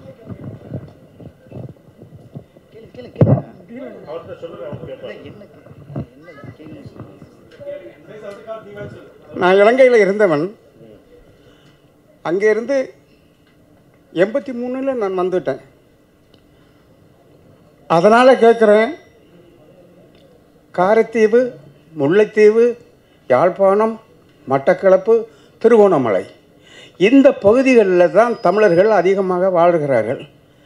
அங்கே இருந்த அந்த மக்களை நீங்கள் சந்தித்தீர்களா? ஆமாம் கண்டிப்பாக. அந்த மக்களோடு பேசினீர்களா? கண்டிப்பாக. அவருடைய உணர்வுகளை நீங்கள் இதில் எடுத்து வைத்திருக்கிறீர்களா? நீங்கள் படம் பார்த்தீங்கன்னா உங்களோட ஃபீலிங்ஸுக்கான விடை கண்டிப்பாக அதில் இருக்குங்க. உங்களோட ஆதங்கம் எவ்வளோ இருக்கோ அதை நான் விஷுவலாக காமிச்சிருக்கேன்.